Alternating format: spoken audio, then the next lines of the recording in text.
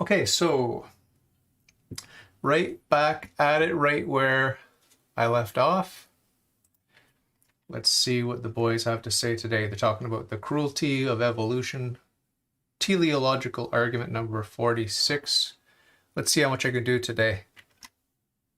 Of evolution. So this is another interesting one. The evolution by natural selection is a cruel and painful process. I don't think anyone can argue with that. Or maybe Craig, because animals don't feel pain or something. But God would not use a cruel and painful process to create life. Life emerged in natural selection, therefore God did not create life. Evolution by natural selection is a cruel and painful process. True. If it were a reality, it would be true. It's not. Evolution is not the case. Creationism is the case. So we don't need to worry about all those millions of years of evolution because they just didn't happen. Premise 2, God would not use a cruel and painful process to create life. That is true. Number 3, life emerged through natural selection. That is false. You can't get life from non-life. I don't care what your process is. If your process is natural, it ain't happening. You can't give what you don't have. The principle of proportionate causality. Look it up, boys. So, of course, 1 and 3 are basically inarguable. So everything's going to hinge on premise 2 here. And I think an omnibenevolent God very plausibly would not use a cruel and painful process to create life. So I think that this is a very plausible argument. So again, if we use Craig standards, how plausible is premise 2 there? I think it's a lot more plausible than not. And so we have reason to accept the conclusion here. Given I don't know why they emphasize William Lane Craig so much, I guess, because James Fodor, however you say his name, Fodor, wrote a book, maybe multiple books on William Lane Craig. But I don't agree with William Lane Craig because he's not Catholic, and some of his views, some of his theology is just wacky and weird. Not because he's a Protestant, just because that's the rabbit hole he went down with his own particular worldview. that 1 and 3 are basically indisputable. Nice guy, though. I like him. Unless the Calvinists, of course, because it glorifies him most. In which case, I don't know if it's I don't know if it's worth eternal conscious torment, to be honest. Like to just say like, wow, that guy's a dick and rebel. I don't think that the payoff justifies it, but it's still pretty strong. Like I don't think I could really force myself if I was committed to like the process which glorifies this God most is like all this horrendous like horrendous struggle for existence between like animals that like emerging in intelligence as well, and then there's this weird stuff happening to them. If God's a dick, to use the colloquial term that you used, then don't worship him. Don't worship any God that is inferior to you in any way or that it's imperfect in any way. It's not rocket science. So the Calvinists are wrong about God. They have a misconception about God, just like all the false religions do, even the monotheistic religions have false conceptions of God. They attribute things to God that should not be attributed to God. The Calvinists are no different in that way. Only the Catholic saints, and preeminently Jesus, Mary, and Joseph, and maybe St. John the Baptist, really understood what to attribute to God and what not to attribute to God. Not completely and comprehensively in the case of the saints, merely human saints, but Jesus, the God-man, obviously knows exactly what to attribute to God and what not to attribute to God. And I think Mary has a pretty infallible application of that wisdom because she is, by the graces of her son, she is in a very, very unique situation, full of grace. Then I'd be like, wow, that guy is a dick. But did you see the Deflate video that was a response to Cosmic Skeptic's veganism argument about evolution and animals in nature? No, I didn't. So he was saying, he was just saying, rejecting the idea that animals are actually suffering and saying that the vast majority of life for animals that exist in nature is just happiness and playing and having fun. And he basically based it all off this one guy who was a biologist of some sort in the field, and like this quote from him saying like, in all my work in the field, it just seems that animals in a state of nature are like enjoying themselves or whatever. And he was like, so Cosmic Skeptic here is completely wrong to assert that animals are suffering. Like, animals do suffer, and that suffering is evil because health, it's a deprivation of health, which is one of the goods. But we needn't lose any sleep over it. God cares about all his creatures, all his and there's absolutely no risk of any animal burning in hell, right? They can't merit heaven or hell. There's no praise, there's no blame attributable to them in the sense that humans can be praised and blamed because we have free will and reason. The lower animals do not have that. So we can praise them. You're a good boy, you're cute, you're pretty, whatever you want to say to your pet. that's fine. We can praise them in that way. There's sort of an anthropomorphism happening, and there's also just an honest assessment of the goodness of God, the way he gave beauty and function and form to his creatures, these lower animals. So we can praise them in that sense, but we can't attribute any sort of morality. We can't assign any sort of morality to these lower animals. It's ridiculous. It's really, yeah. That's a really strange argument to make. I mean, animals in a state of nature are mostly just playing around. I mean, it seems that they're often in a state of heightened alert because they're worried about being eaten or getting enough food or suffering various diseases. I just don't know how you get that from... Yeah, but he's got well, that guy who's a field biologist, his quote, that most of the time it just seems to him that animals are having fun. And that's prima facie, I guess. Seemings are believings or whatever. Yeah. Yeah, I mean, I think there may be a naturalistic fallacy going on there as well. But I guess we could respond to that separately at some point. But I just don't think that's true. Like even if I just go for like a walk around my neighborhood, like there's all these geese along the canal, and they're just like fighting every day to like get like little bits of bread, and like there's all these ducks just constantly raping each other and stuff like that. Like it's horrible. Like, and yet you would want to say that you are an ape. You are an ape, and that we are just apes. We're animals. We belong to each and every one of these clades as you go all the way back to the quote unquote first clade. And you want to teach that there's no such thing as sexual perversion, unless it's just some really, really extreme mixture of sex and violence, like torturing and raping children. You'd probably be against that. Do you have a philosophical basis for that opinion? No, you don't.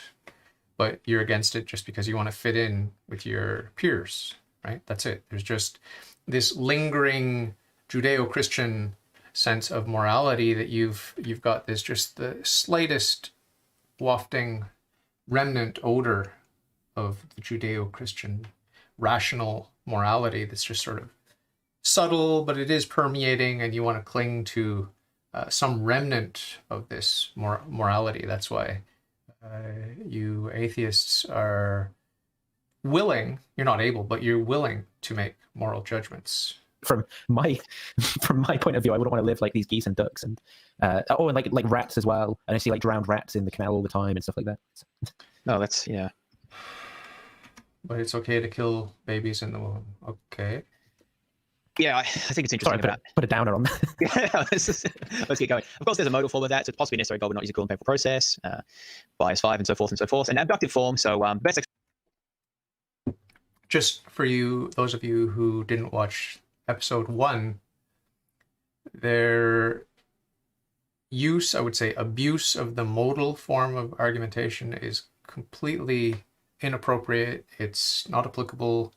You can't just say, oh, this might be possibly necessary, so because it's possible, it's necessary. You can't do that. You need to prove rationally that the only way a being or a proposition cannot be the case, cannot be true, or cannot have being, is if it's logically impossible.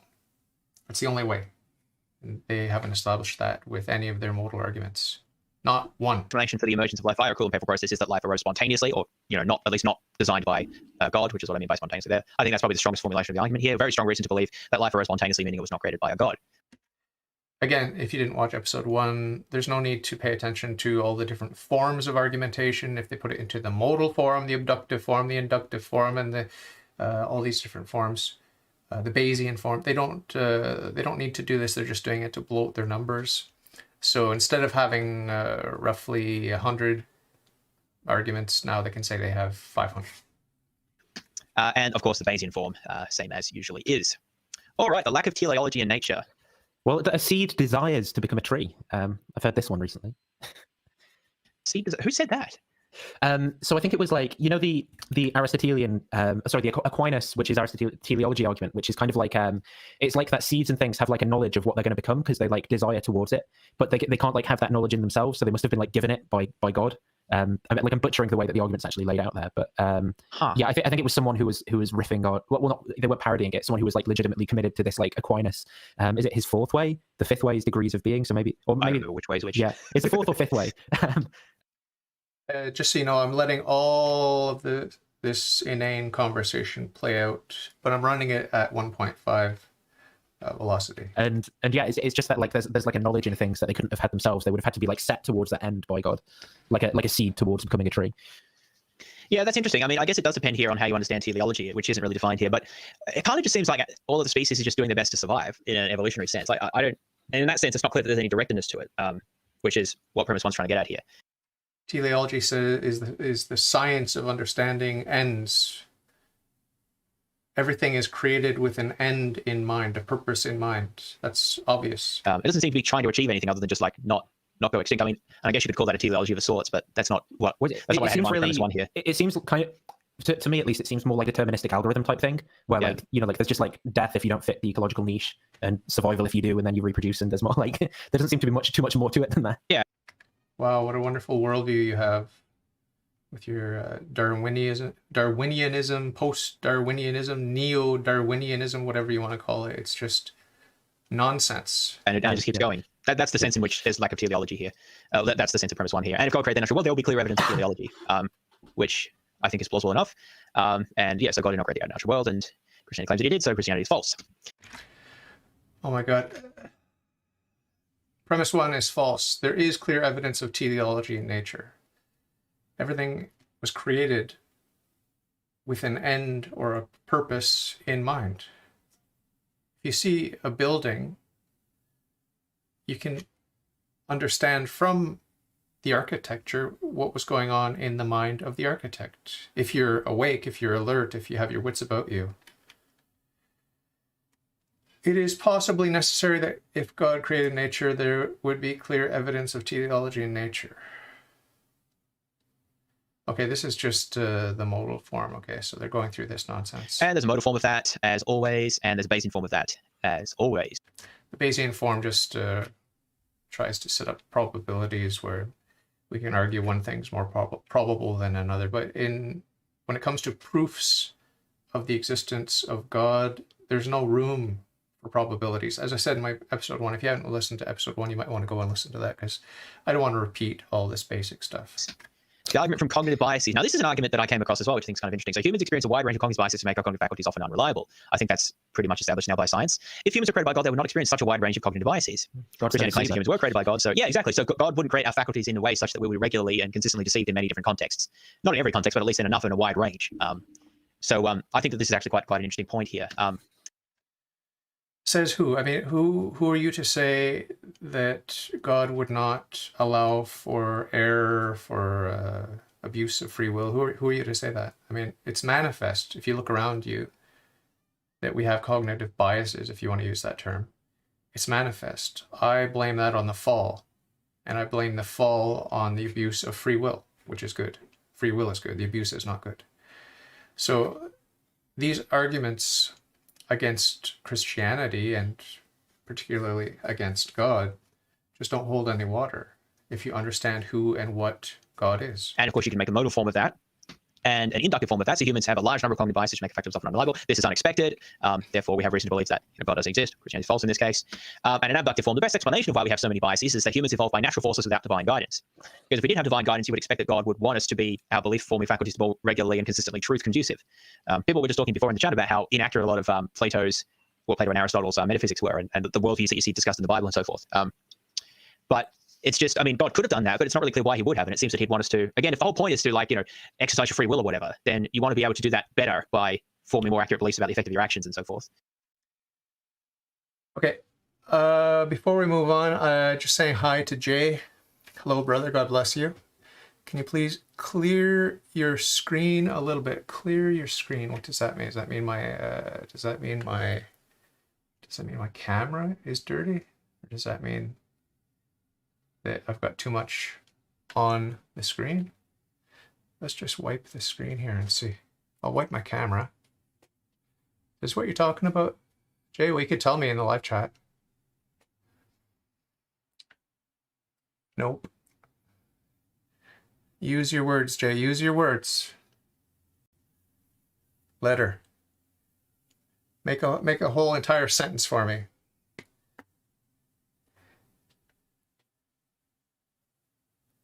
Are you talking about the legibility of these slides? Because I didn't put together the slideshow.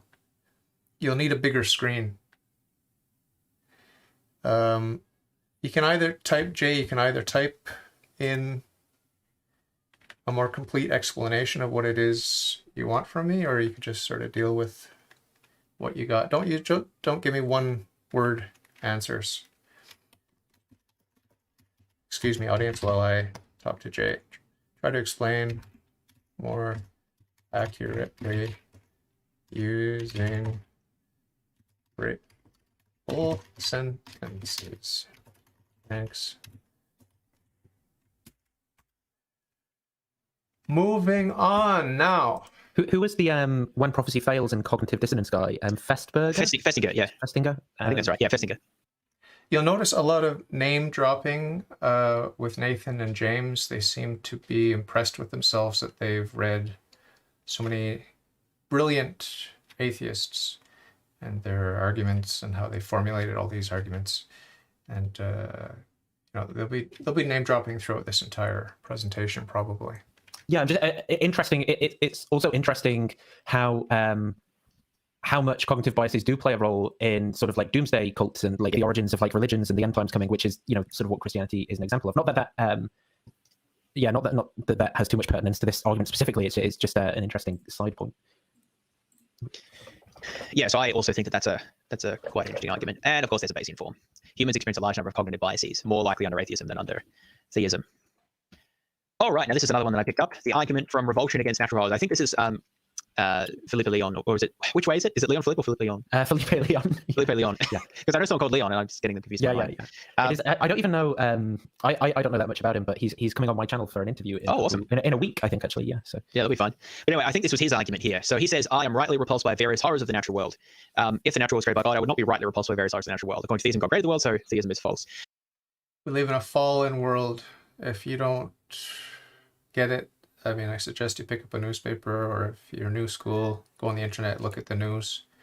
If you can find a news source that's reporting nothing but good news, then congratulations. But most of the news reflects the self-evident fact that we live in a fallen world where we have abused and continue to abuse the good gift of free will, which we were given by our all-good creator. So I'm horrified by sin, not only by sin, but by the consequences of sin, both original sin and actual sin. The consequences of original sin, the consequences of actual sin, they surround us. We cannot deny it. So the idea he had in mind is, well, different aspects of the natural world. So I think, trying to remember, so one of the ones that he mentioned, I think, is... And every evil that we see around us is a consequence of sin, original and actual. What is it called? Like, the species that... the species that eat their mates during cannibalism, what's that called again? Oh, the spiders. Like, yeah. Yeah, there's a word for that. I don't mean. I've got like self-immolation stuck in my head, which is setting yourself on fire, like those Buddhist monks. Yeah, I know what you mean. Yeah, so there's filial. So sexual cannibalism is what that's called. There's also filial cannibalism, where adults eat their offspring in certain situations. And then there's normal cannibalism, as well as infanticide. There's also intrauterine cannibalism. Oh, the other multiple embryos are impregnated, but only one are born. The large ones consume their less developed siblings as a source of nutrients. I mean, the cannibalism one, I think we find naturally repulsive. And I don't know what our reasons are for finding cannibalism repulsive, whether that's just like, whether that's because of our culture, because some human cultures have been into cannibalism, or whether there's like an evolutionary thing there, because like there's all sorts of weird diseases you get from like eating the nervous system of like your own species, whatever. But the other thing I'm thinking of are like all these goofy like parasites and that horrible wasp that like lays its eggs in like the head of like another insect, or like botflies, things that just lay their eggs inside of other creatures and then they have to eat their way out as like that's another example. They're all gross. Guinea worms, those sorts of things. Yeah. Oh yeah, and intestinal worms as well. Those are just so disgusting. Yeah.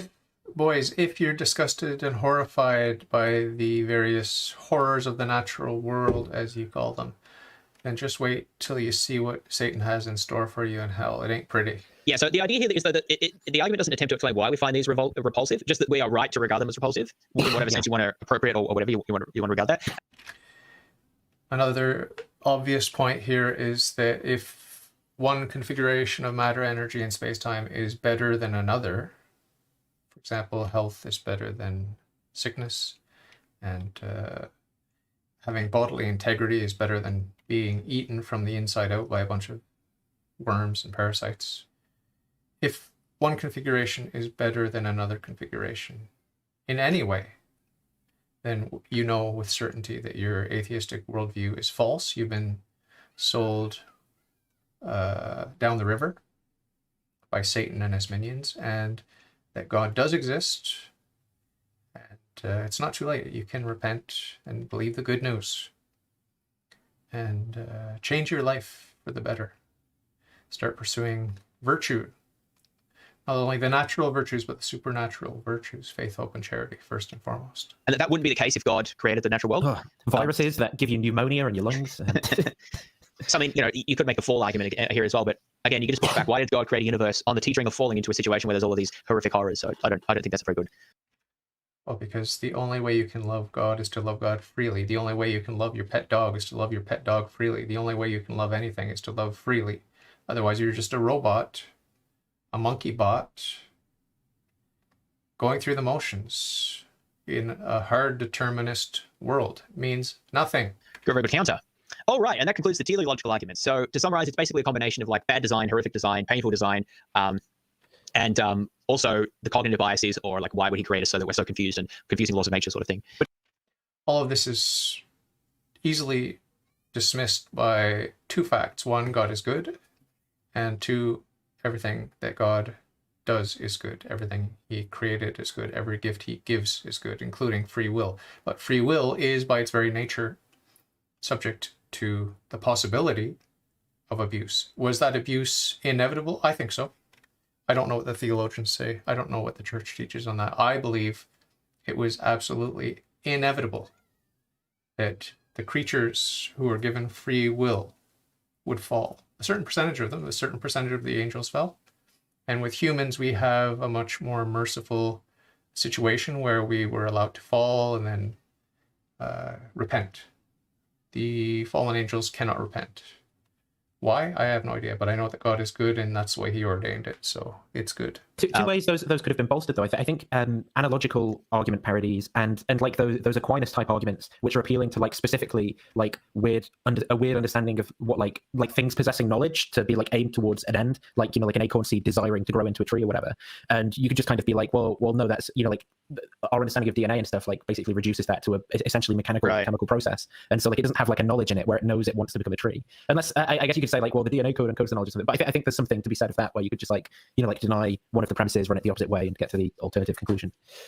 In terms of the desire, he's so horrified and repulsed by this notion of desire existing in non-sentient, or I guess plants are sentient, so in the sense that they have senses, not the full senses that an animal would have, much less a human, but Nathan seems repulsed by this idea of attributing will to a non-human, right?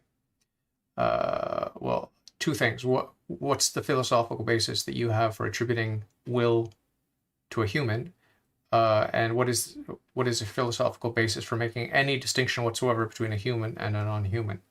And then from the Catholic perspective, we say that, your dog and your cat and your houseplant do have a will. And in a certain sense, a stone could be said to have will in that Aristotelian sense. But what distinguishes humans from other non-human creatures is that we alone have a rational will. Among material creatures, we alone have a rational will. And that rational will, there's a special name for that. It's called free will. Yeah, that's a good point. Well, more arguments for the next version. Yeah.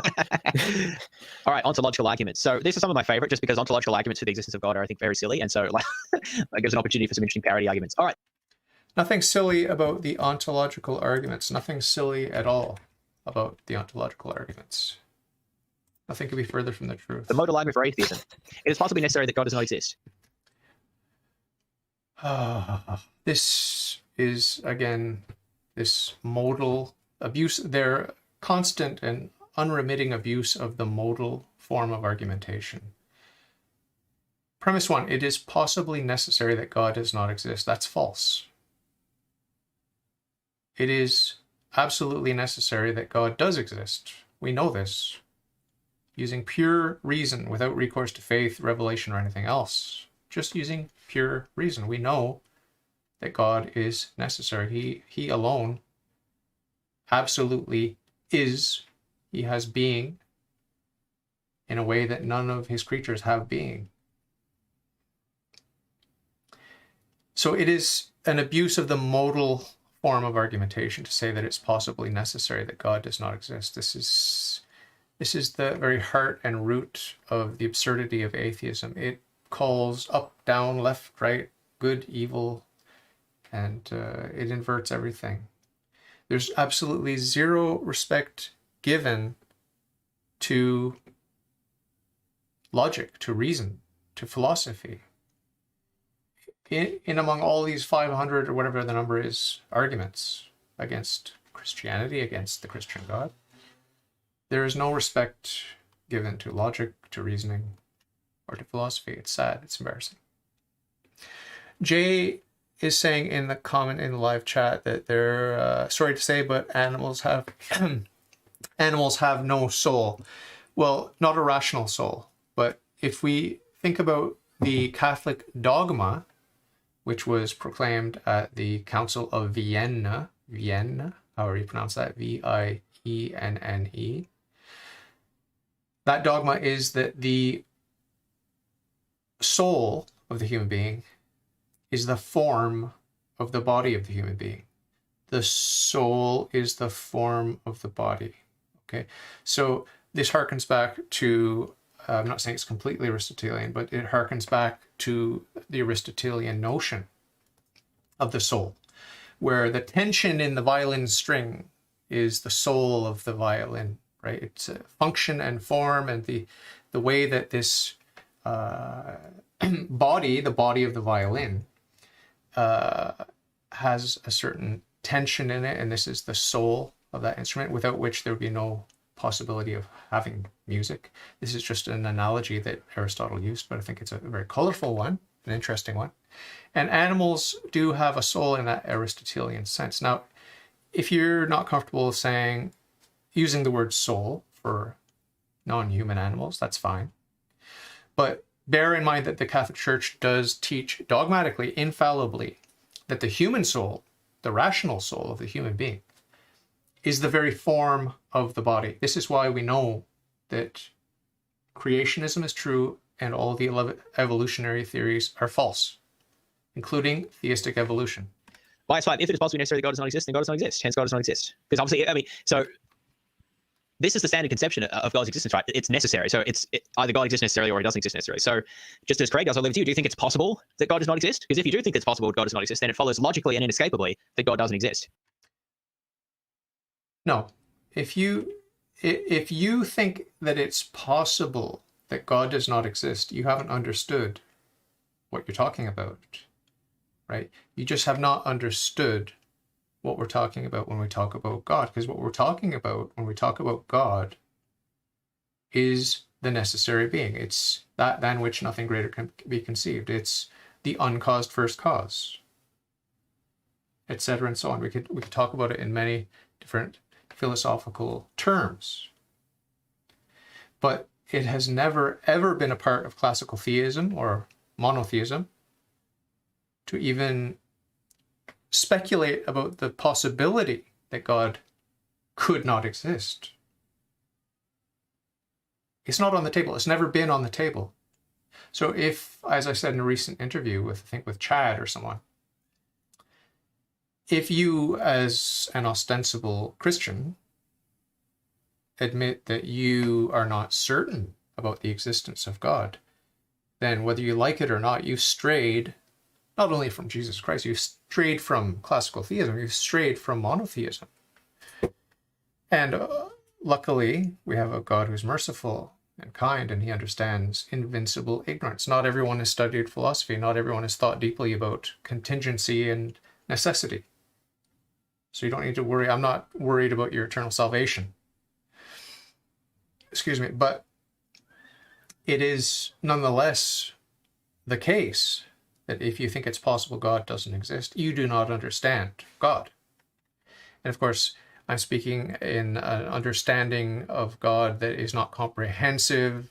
You've plumbed the depths of God and you know comprehensively everything that is to be known about God, because no creature has that privilege. The closest would be, well, I was going to say Mary, but I suppose if you talk about Jesus's human nature, which God took upon himself, I mean, obviously that I want to be careful with my wording here, but I think that it's obvious that the human nature is a creature. Jesus's human nature is a creature. So there's that one exception where a creature can know the depths of God. But even there, I'm not sure how that plays out, what the church teaches about that.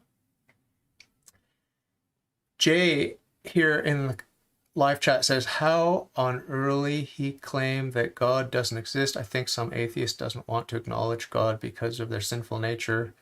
What do you think, brother? Yes, I agree 100%. I was an atheist for most of my adult life, and the nagging suspicion that I'm a sinner and that God exists was always there, lurking in the shadows on the back burner.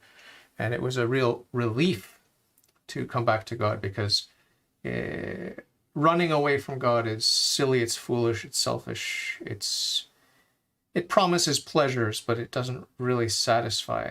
Our hearts are restless until they repose in God. Because that's how S5 works. Boom. When they say boom, that's the sound of their dead souls tumbling into the abyss. I'm just being dramatic here, but I mean, these people need to wake up. We don't know how long we have, right? I mean, we could perish in an instant. So it's of the utmost importance to stop joking around and to get right with God before the judgment.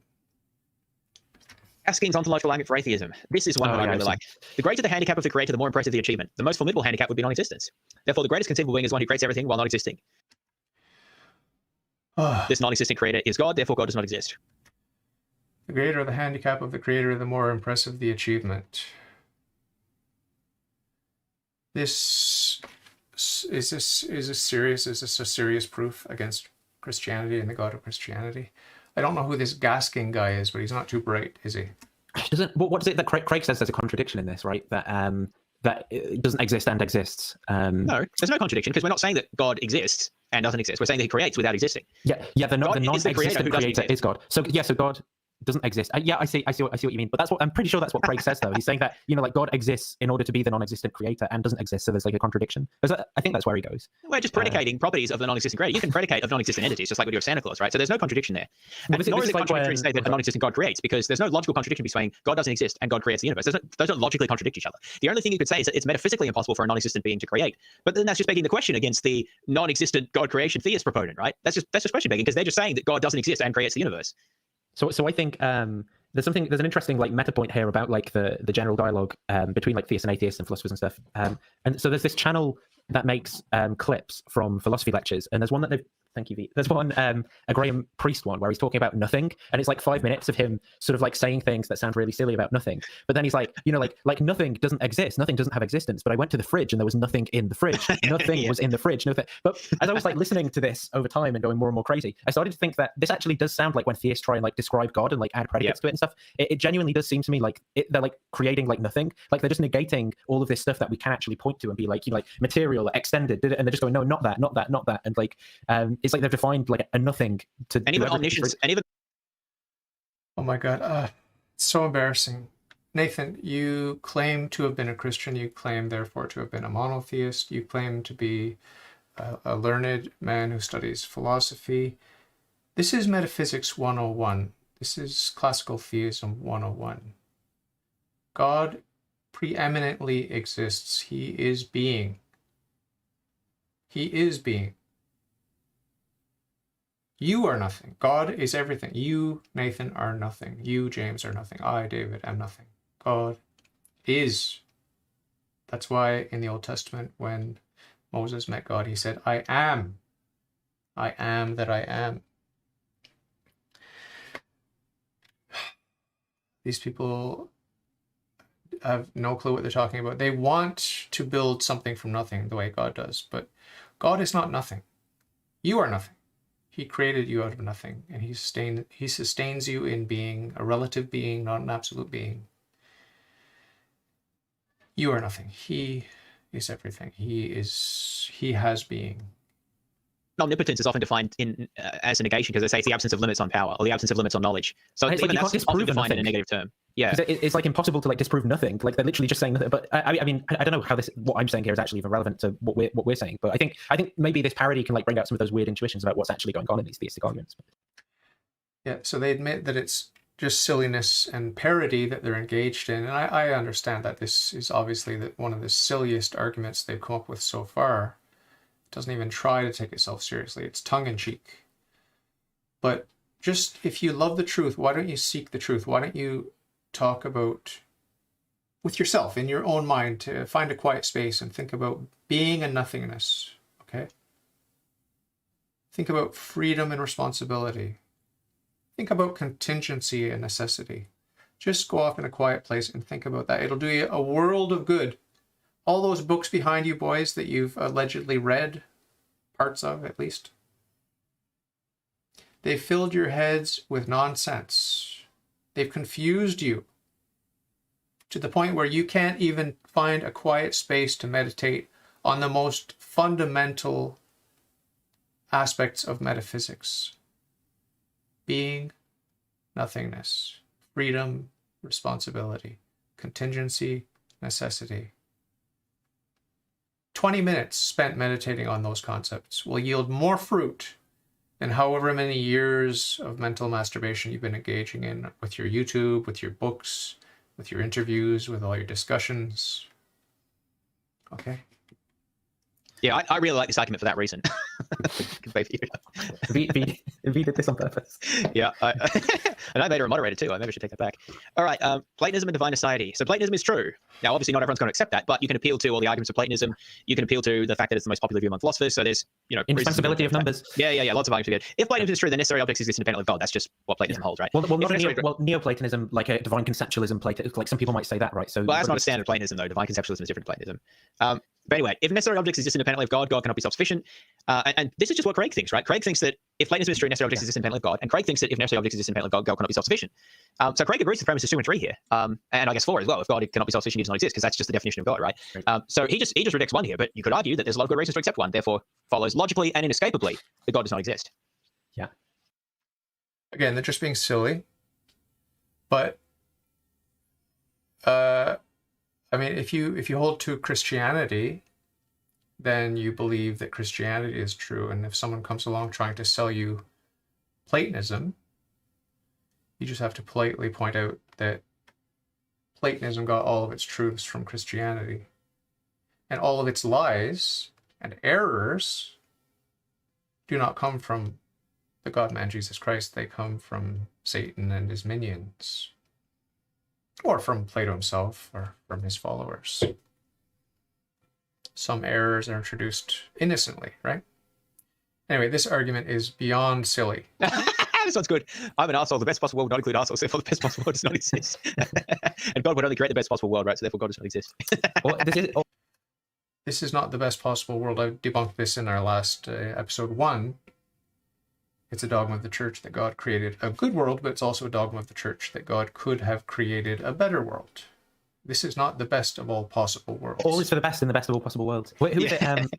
That's Leibniz. Who parodied that? Was it Voltaire? Is that that was Voltaire. Yeah. Voltaire's Candide. That's a great book, by the way. That's great meaning entertaining. Yeah. Because that's Leibniz's theodicy. This is the best possible world. Yeah, and then the parody is like stuff that's happening that's like plausibly true, and the characters keep saying that as it's happening. Right? Is that? Yeah, it's a very funny book where all this terrible stuff happens and you just keep saying, well, it's for the best sort of thing. By the way, 69 viewers, nice. Oh, it's 71, sorry. That's almost as many as Cameron gets. That book, by the way, was dedicated to the Pope of Voltaire's day. Yes, on his live streams sometimes. Oh, well, good job, everyone. And Braxton's got like 12k followers. He gets similar, like 100 odd viewers. Well, the atheists are just more committed. Not that you have to be an atheist to listen, right? But, so this is just possibly necessary that Platonism is true. Platonism is true that necessary objects exist independently of God. Necessary objects exist independently of God. God comes up to advice. Yeah, you see, this is abbreviated a little bit. Sometimes I have to throw S5 in the conclusion there, but you get the idea of how it works. But by virtue of which Platonic form is Platonism true? Well, any of them, right? You just need one Platonic form to exist, and then Platonism, and then this argument goes forward. So it doesn't matter. This is the thing. People think that if you can refute this or that Platonic form, or like universals or particular forms of set theory, it does. Like you only need a single Platonic object to exist, and then the argument goes ahead. So that makes it a lot stronger of an argument. All right. Platonism and divine society, abductive. So Platonism is the best explanation of abstract objects, which a lot of philosophers agree with. If Platonism is true, theism is false, which people like Craig agree with. Therefore, we have good reason to believe that theism is false. Very simple argument there. I was thinking of like a self-referential thing, like the Platonic form of Platonism as like a metaphysical theory or something. Well, that's not a contradiction, though. It'll be like the Platonic form that corresponds to the non-existence of, or the falsity of Platonism or something. I don't know. Yeah. It's called the third man argument, I think. Argument from the contingency of minds. So I'm just trying to think, why is this an ontological argument? I think because it's an argument against his necessary existence. So all minds are contingent entities. God is a necessary mind, so therefore God does not exist. Yeah, it's like an essence contains existence, but essence like the opposite. Yeah. All minds are contingent entities. Well, all created minds are contingent, but God is not He's not a creature. He's the creator. Do you not understand that? This is such a waste of time trying to refute such puerile and inane arguments, but I'm just doing it as an exercise. Yeah. So to answer this question, you can see what number argument we're on in the bottom right corner. By the way, Nathan, you haven't been doing any push-ups. What's the deal with that? Oh, I mean, I can do them. Got to pull out a sick card. How many are we doing? That's the question. You've not got that's up super to chats chat. That's enabled. up to chat. So, How do I enable super chats? I don't know if you can do it live, but somewhere in Creator Studio. And if I'll you have a did look later. It's fine. You can save them up, guys, and donate them later. Well, I was going to do the push-up. I was going to get people to donate through doing the push-ups. That's that. I see. Well, let me have a quick look if I can. I mean, people keep complaining that I don't know what I'm doing, which is perfectly true because I'm still a bit new to this. Normally, I just leech off Nathan and he does all the work. Let me see. I'll see if I can find where I do it in my YouTube studio. Upgrade something. Maybe under Monetization Studio, and then go to monetization. Oh, supers. See, I don't see disable. Yeah, I should just take a second. You can. Jumping ahead. So yeah, people. How many people have we got watching? So yeah, 71 people watching. I do think. I think when Cameron has like a big guest on, but Braxton generally gets about 120 there now. If it happens, I'll hold off the press ups till the end just in case. Because he deliberately didn't tell me until the stream. Probably make philosophical arguments in favor of that as well. So it's like, well, for any mind, you can just conceive of it not existing, right? So very strong evidence in favor of this, and you can probably make So in terms of premise one here, I mean, I think we've got very strong very strong evidence in favor of this, and you can probably make philosophical arguments in favor of that as well. So it's like, well, for any mind, you can just conceive of it not existing, right? So if the relevant mental combination of facets weren't in existence, then that mind wouldn't exist, so it's contingent. You can argue something along those lines, maybe. And of course, there's a modal argument, so it's possibly necessary that all minds are contingent. By 1s5, all minds are contingent. God is necessary, so it doesn't exist. And there's an abductive form, all known minds are contingent. God is supposed to be a necessary mind, so we have strong evidence that he doesn't exist. And there's an abductive form, all known minds are contingent. The best explanation of why all known minds are contingent is that all minds are contingent. There aren't any necessary minds, but God is supposed to be a necessary mind, so we have strong reason to think that he doesn't exist. And a Bayesian form, of course, as always.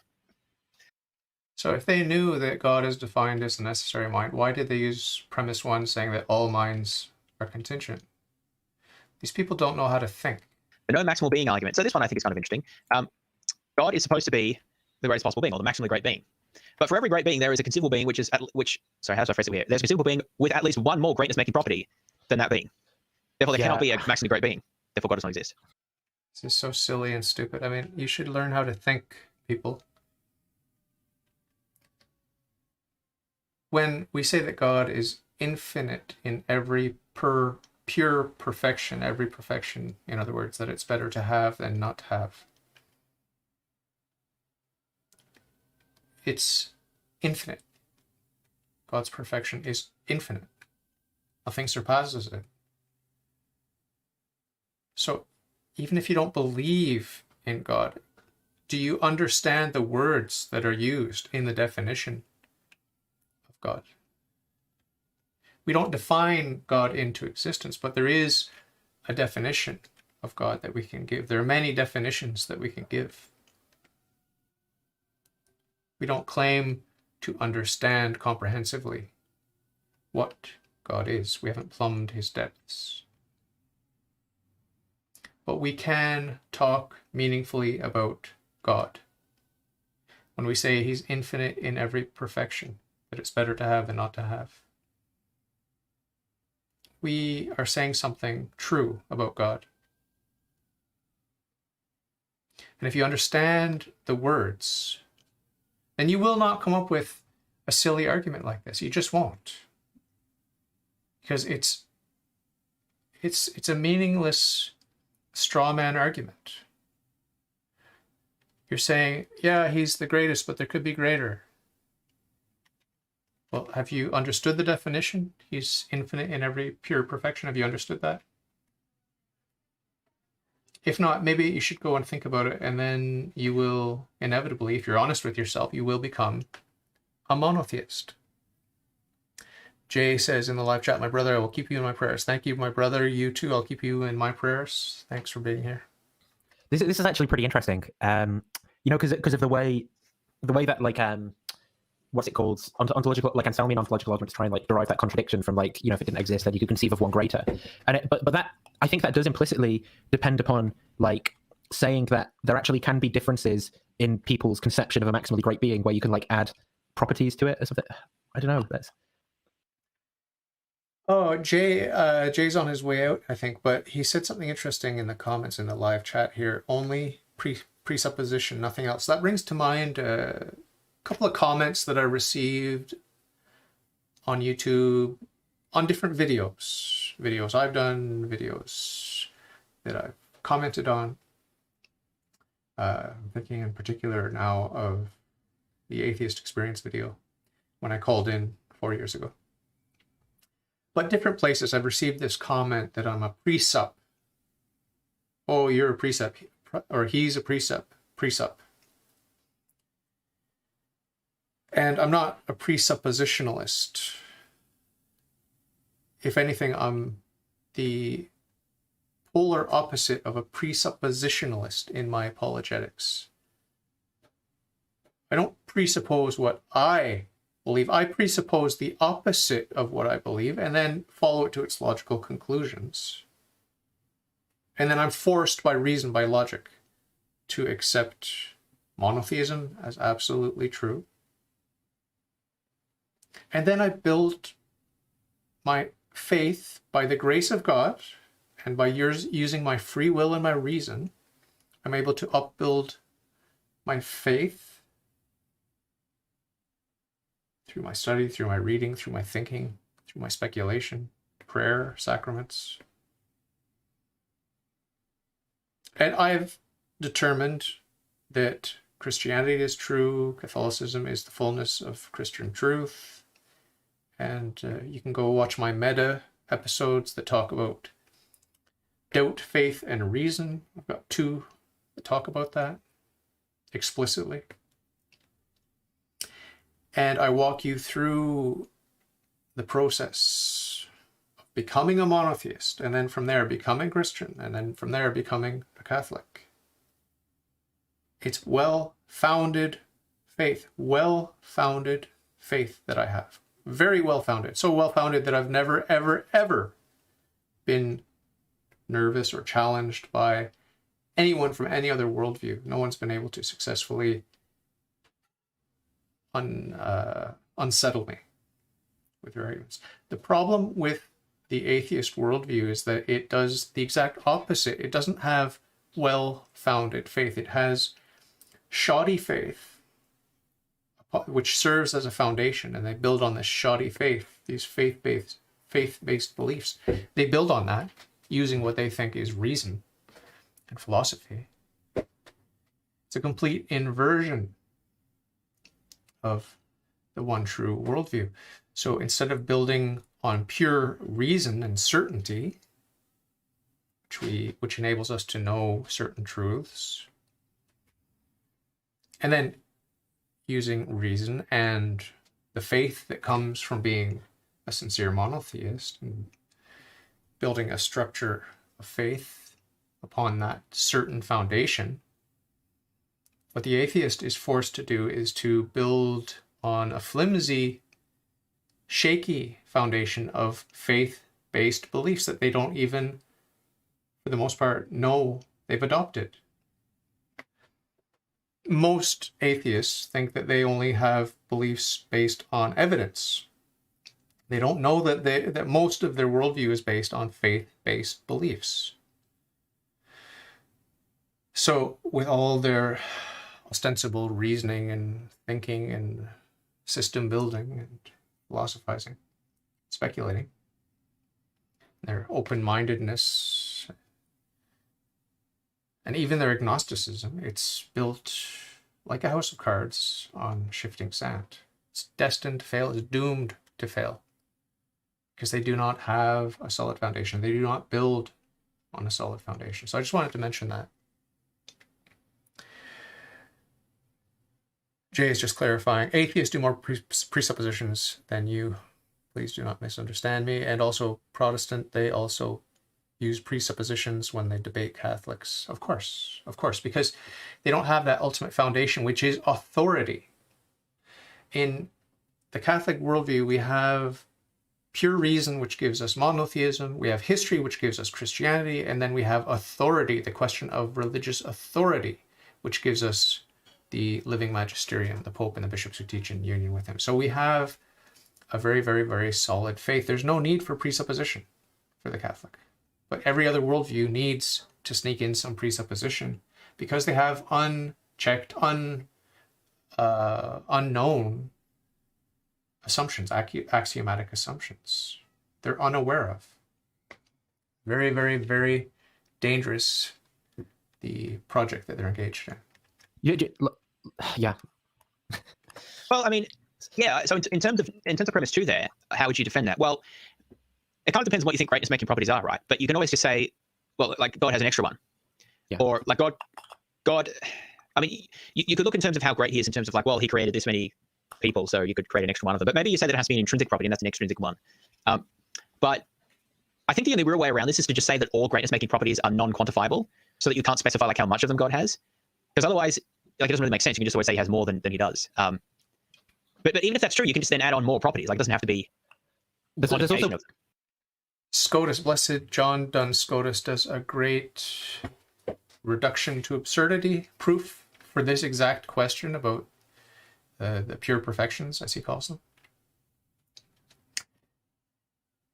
It's short, it's sweet, and it's airtight. So go read some Blessed John Duns Scotus, boys. there's like physical. I mean, I guess there's like physical properties that you could predicate like greatness of, right? That I don't know if it would make sense. Would you say that God has to have them, even though God's an immaterial being? And then if you're like, well, God can't have them, doesn't that kind of undermine your maximally great? Like, because God isn't maximally great if he doesn't have a great pair of boobs, for example. Like, The pure perfections of God are those perfections that it's better to have than not to have, as I keep saying. So having great boobs is wonderful, but it's not a perfection that it's better to have than not, right?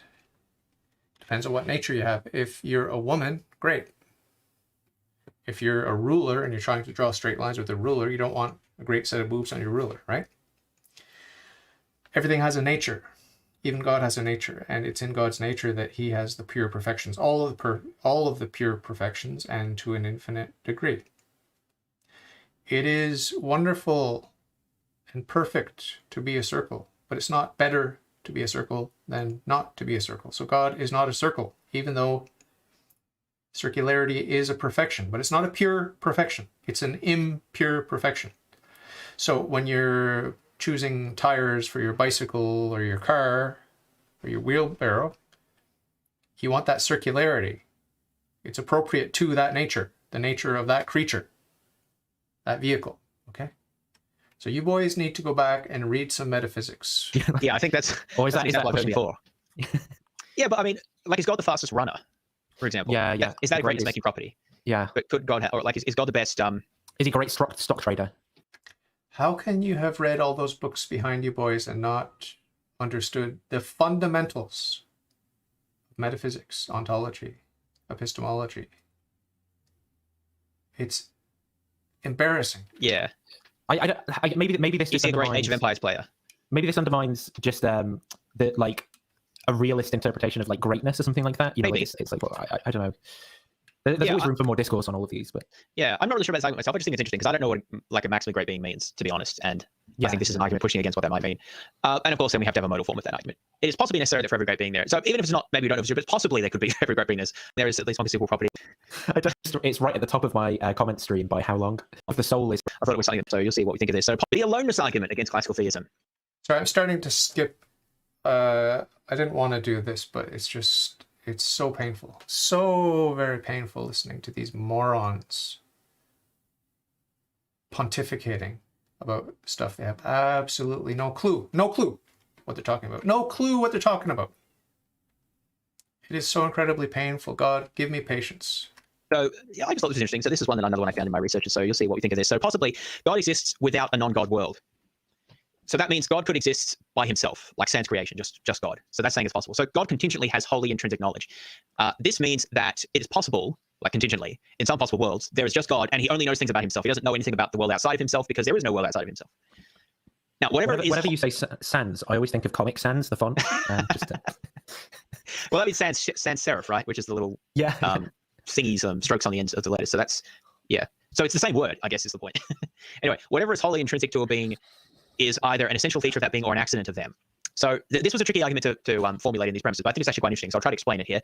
So wholly intrinsic means it's just internal to you, like not dependent on something outside of you. So that's what wholly intrinsic knowledge is. God has knowledge only of himself and not of anything outside of himself because there isn't anything outside of himself. So anything that's wholly intrinsic to a being is either an essential feature of that being, meaning it's like critical to them and they always have to have it, or it's an accident, which means that there's no reason for it.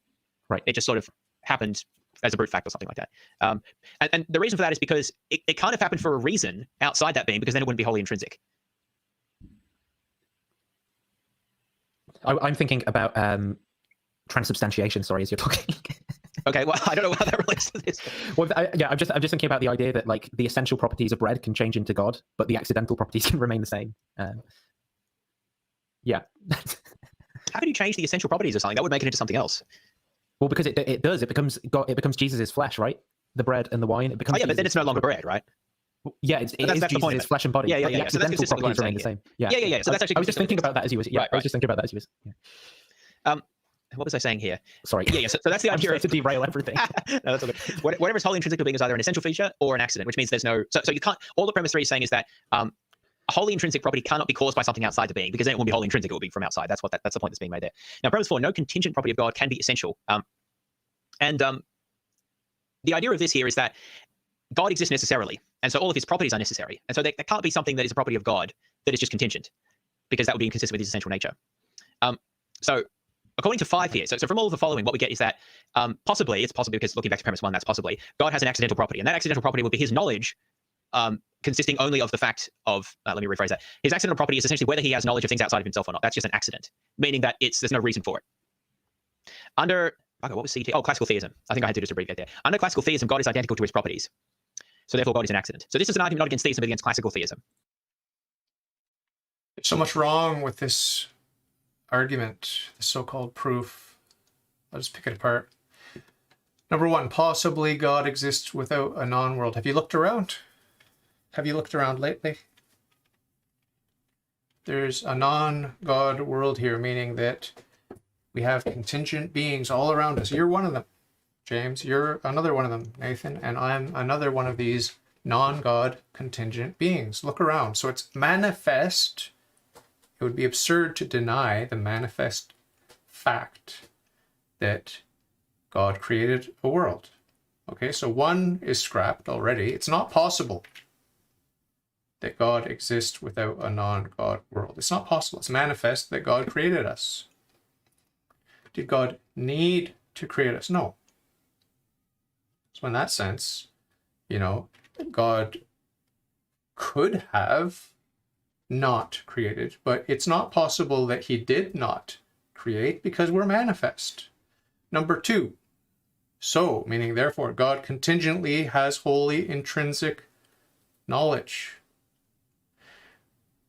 There's nothing contingent about God's knowledge. There's nothing contingent about God's knowledge, period. So 2 is scrapped.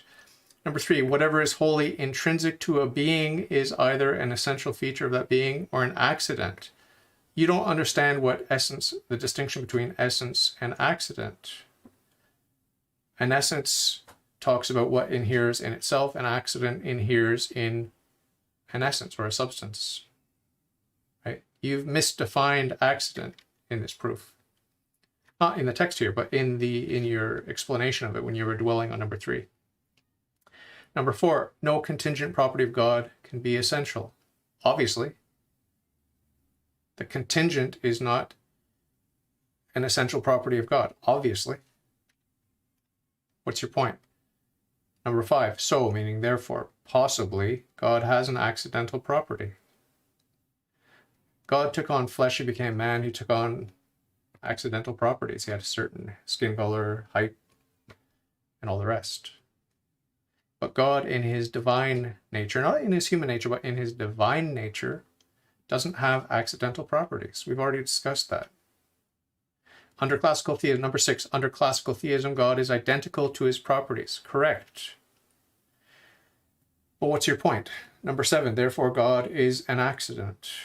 No, God inheres in himself. He inheres in his own substance. And his substance, his essence, is identical to his properties.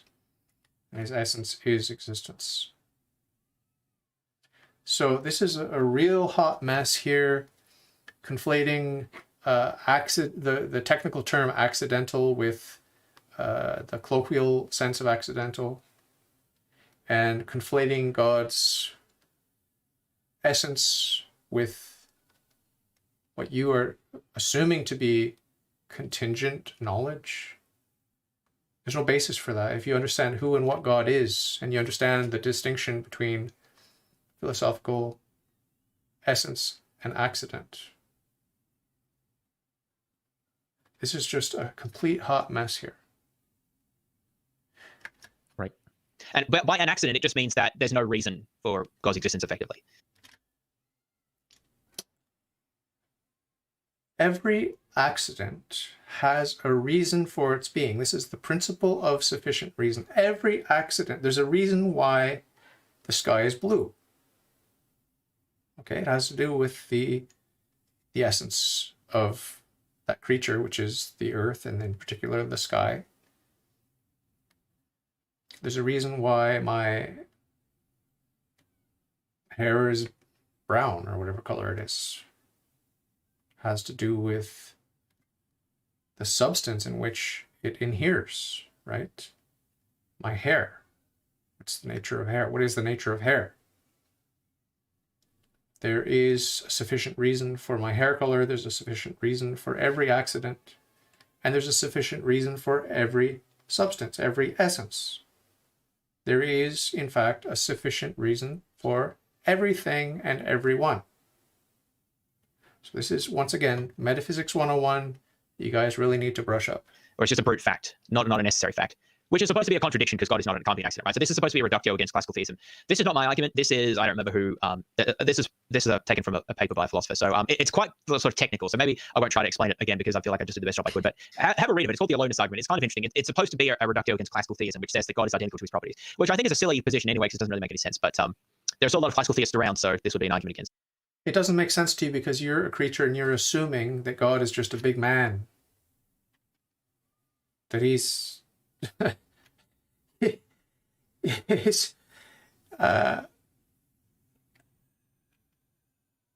he's contingent and that he's comprised of a whole bunch of accidental features. I will look into the accident. How do accidents relate to the essence of God? Because obviously God created natures that have accidental properties. So I will look into that. It's an interesting question. How does that relate to the essence of God? It's an interesting question. But you boys haven't really understood what an accident is. An accident is something that, a property that inheres in a substance.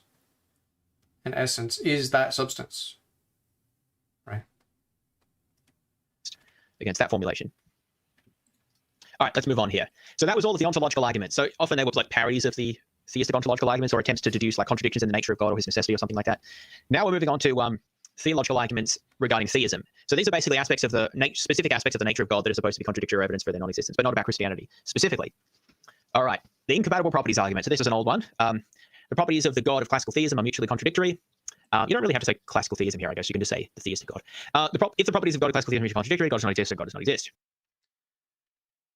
By definition, the properties or attributes of God of classical theism, aka monotheism, are not mutually contradictory.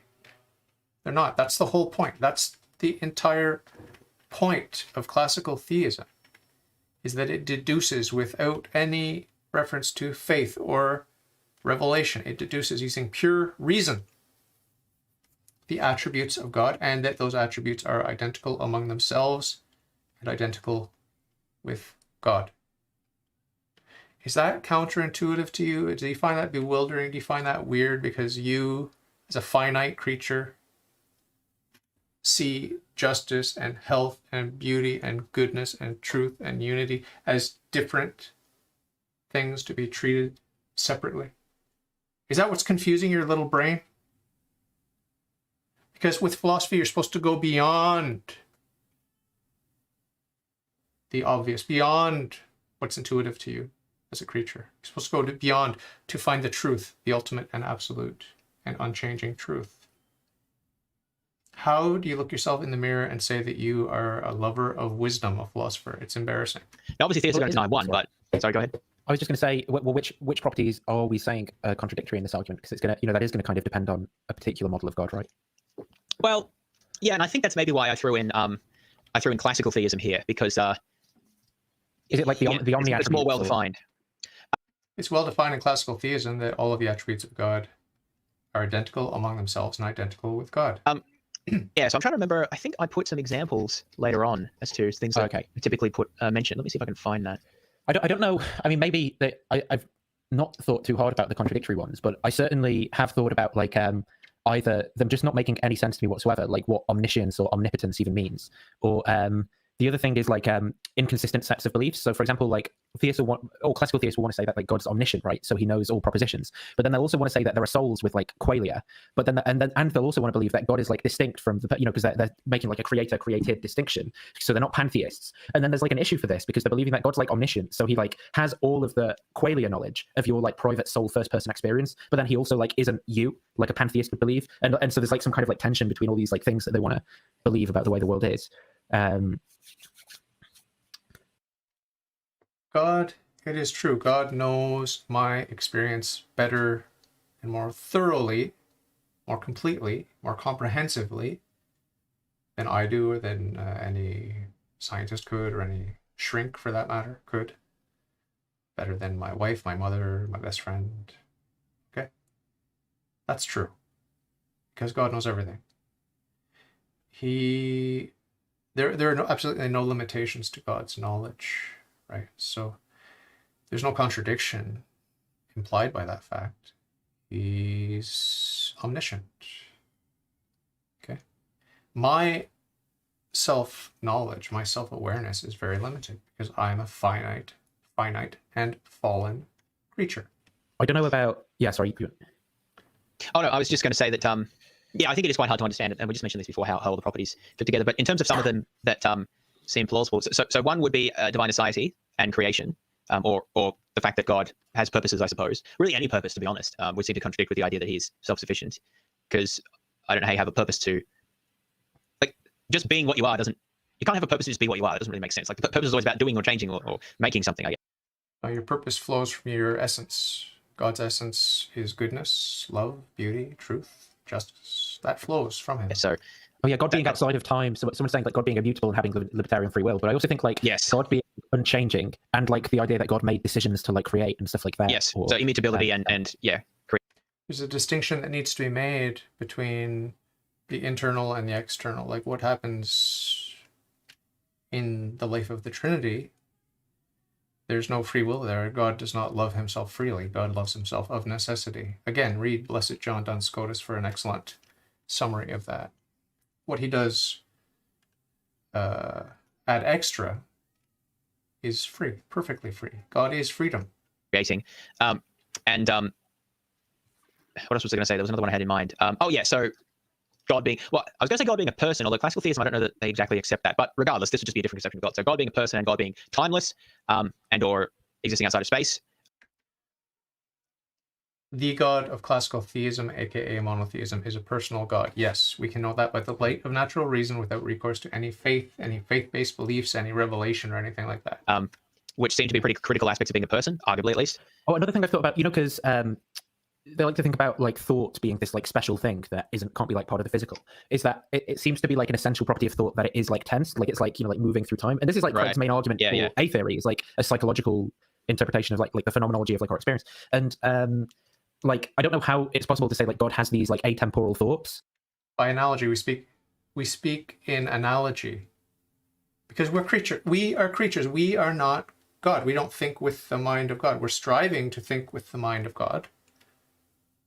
With God's help, with God's grace, we're able to elevate and go beyond our limitations, right? That is the ultimate end goal. And we see, even among selfish sinners here below, the ability to go beyond the finite with our minds. Our minds are not material. Our minds are not natural. Our minds are supernatural. So we have, obviously, the ability to know God, to love God, and to serve God in this life, right? Obviously. Because I just don't even know what that means. Now, there's not like a direct contradiction there. Or maybe that could be, like, you could say that thought can only take place in a tense sense, and God Yes. is with, yeah, I don't. Thought requires a succession of mental states. Yeah, in finite creatures, sure, but not in God. And Right. God doesn't have a succession of mental states. Jesus did. The God-man, Jesus Christ, in his human nature, had a brain. Because he's atemporal, therefore, there's a contradiction there. Yeah, I think there's a lot of possibilities here. There's no contradiction between the finite and the infinite. There's no contradiction between creature and creator. There's no contradiction between contingent and necessary. The contingent implies, logically and necessarily implies, the necessary being, the one necessary being. Okay? You boys need to go off and meditate on first things. Depending on exactly how you understand these different attributes. So I just sort of, I didn't want to make it too specific to particular properties, but of course, if I wanted to, then I could make many more arguments. But I wanted to just make it a bit generic there. Yeah, we want to give the theist some room to escape, and we are generous. Yeah, so there's a modal form of that, of course, because any properties God has, he has necessarily, so you can just make it a modal version. And abductive form is a little bit different. So theologians might disagree with one. It's more expected that I don't think I've come across like a proposed model of God where there aren't like some pretty big questions about how the hell that is supposed to work. Because you could have like an argument from the fact that theologians can't agree in intra-theologian kind of like disagreement in the sense that like there's all these different models of gods, but then just assuming any given model of God, there are also like these issues of whether it even like coheres with itself or with what they're committed to believing about the world through science and stuff like that. Well, particular models of God will be subject to further objections, right? But you can't use objections to a very specific model of God as an objection to the existence of God simpliciter. Yeah. A few of the arguments, like maybe a couple of them are specific to classical theism, but that's because that's a very like widely held one. But yeah, I try to avoid. Well, this is actually arguments against Christianity, but I try to avoid arguments that were specific to a very particular form. There are a few there, but only if they're pretty commonly held views about God. So anyway, yeah. Well, like I said about Calvinism earlier, people, even Christians who are ostensibly Christian, ostensibly monotheists, obviously, they're confused. They're wrong about God on very, very important fundamental issues such as free will and grace. The Catholic Church has given us a certain amount of freedom when it comes to exploring the interplay between free will and grace, but there is no freedom allowed to us by Holy Mother Church in terms of denying grace or denying free will. We have to accept both. We have to accept that counterintuitive tension that exists between free will and grace. But the church gives us freedom not to deny either one or the other, or to overemphasize one or the other, but the church gives us rather the freedom to explore how it might be that these two seemingly incompatible facts can work together, the fact of freedom and the fact of grace. The church gives theologians and the rest of us the freedom to explore that, as long as we give the church the final word, the authority to declare if and when a declaration needs to be made. Let's move on. Theological non-cognitivism. Now, this is also one I find interesting. Which is what I happen to believe. Interesting. Religious utterances such as God exists do not express coherent propositions or truth values. If the utterance God exists does not have a truth value, there is no fact of the matter of God's existence. Christianity says there is a fact of the matter, at least implicitly, because they say God exists. Therefore, Christianity is false. Have you heard of the via negativa, boys? So it's perfectly Catholic to say God exists and to mean it. That's a Catholic statement. It's also a Catholic statement, an equally Catholic statement to say God does not exist. It's called the via negativa. Because our language is limited. Our analogies are limited. And so when we say God is good or God is not good, if you're a good, faithful Catholic striving to follow Jesus Christ, you can say both of those with equal weight and equal truth value. Because there is this thing called the via negativa, where we realize the incomprehensibility of God and the inexhaustible bounty of God and the limited nature of our minds and of our expressions and of our words, our propositions. Our faith does not terminate, as St. Thomas Aquinas famously said. Our faith does not terminate in propositions, but into the realities to which those propositions point, to which those propositions lead the mind. Okay, so I'm emphasizing this just because it came to mind, but premise one, religious utterances such as, quote, God exists, unquote, do not express coherent propositions with truth values. The via negativa would agree with you, without taking anything away from monotheism, classical theism, Christianity, Catholicism. So you guys need to go a little bit deeper. There's a mystery with being. God is so preeminently that words fail. Just saying God exists, when you're in that via negativa mode, that it fails. It fails. God does not exist. He's beyond that paltry expression, God exists, right? We need to go beyond. But when we take off our via negativa cap, we're just being colloquial, then of course God exists. Of course we can know with certainty that God exists. It's the only thing we can know with absolute certainty. And of course, from that one truth, we can deduce all kinds of things. We have a lot of certain knowledge. So any thoughts on why we should think that theological non-cognitivism is true? So one of the when I began to become convinced of this, it was actually when I was reading Blaise Pascal's what was it? Is it the thing that was found sewn in his shirt, and then some other stuff that he's written, where he's talking about. So Blaise Pascal, who was famous like mathematician, did like some work on conical sections, theologian, wrote the Pensées, and what's it called? Pascal's wager. That argument is like a hash of something that he said, and famously, where he was very devout in his religious belief, and when he died, he was found with like a thing sewn in his jacket that he kept around with that was dated, that was of a religious experience that he had, that was very powerful to him. And he clearly like suffered with depression, stuff like that, like you said. He was familiar, obviously, with the kind of mechanical sciences, and said, like the vastness of these empty spaces like terrifies me, or something about the universe. But this religious experience, he said, had, and I'm going to butcher the paraphrasing here, but it's something like fire, fire, fire, God of Abraham, God of Jacob, not the God of the philosophers, but like the God of Israel, my God. And as I was like reading this, I was like thinking, this isn't particularly an argument, this is just how I sort of became more convinced of this point of view. It's like I was thinking, yeah, this seems to me like someone who is kind of depressed, right? And they're expressing their emotional kind of experience of the world, like their stance towards their existence and life. It's called existential angst. If you have never stared into the abyss, then it's no wonder that you are leaning on the broken reed that is soft solipsism and your agnosticism in my second interview of you, Nathan. And that you've fallen back from that agnosticism, from that soft solipsism. You've allowed yourself to fall back to an even weaker position, which is naive realism. You just take it for granted. Seems like the world exists prima facie, so let's just roll with it, because that's what my neighbors are doing, that's what my friends are doing, that's what my peers are doing, and that's what all my heroes are doing, right? Four horsemen of the new atheism and all the rest, or whoever you hero worship, I have no idea. So you've fallen back on this naive realism because you've never truly stared into the abyss. You may have glanced over the edge when you were a soft solipsist, but you didn't stare intently into the abyss and feel that angst. I know, Nathan, I don't know you, James, but I know, Nathan, that you do suffer from depression. I know that you've got issues. I know that. But having chickened out at the edge of the abyss and fallen back to a very lazy worldview, which is based fundamentally on naive realism, hasn't done you any favors. It's that depression is going to haunt you. Pascal had the balls to stare into the abyss.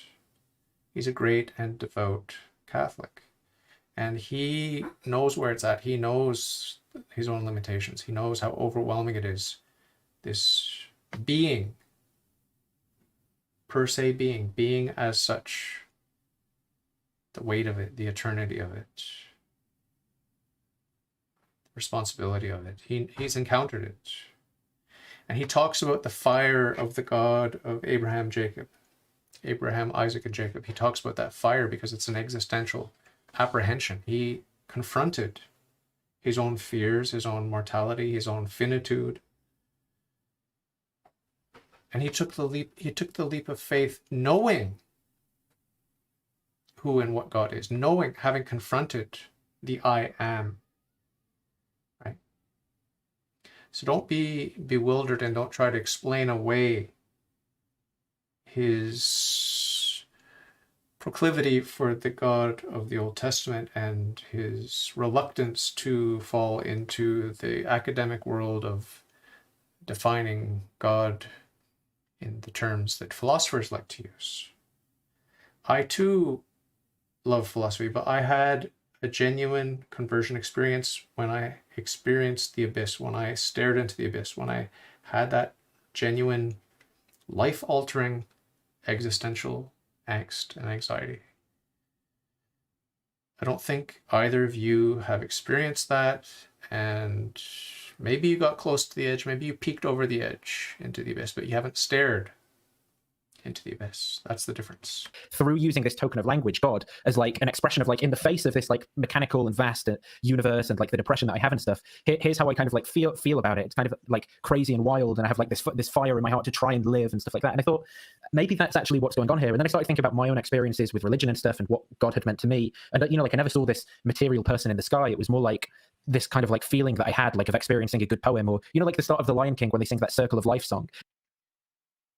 God is not a big man in the sky. Okay? God is I am. God is being. Obviously, you've never confronted per se being. It's life-changing.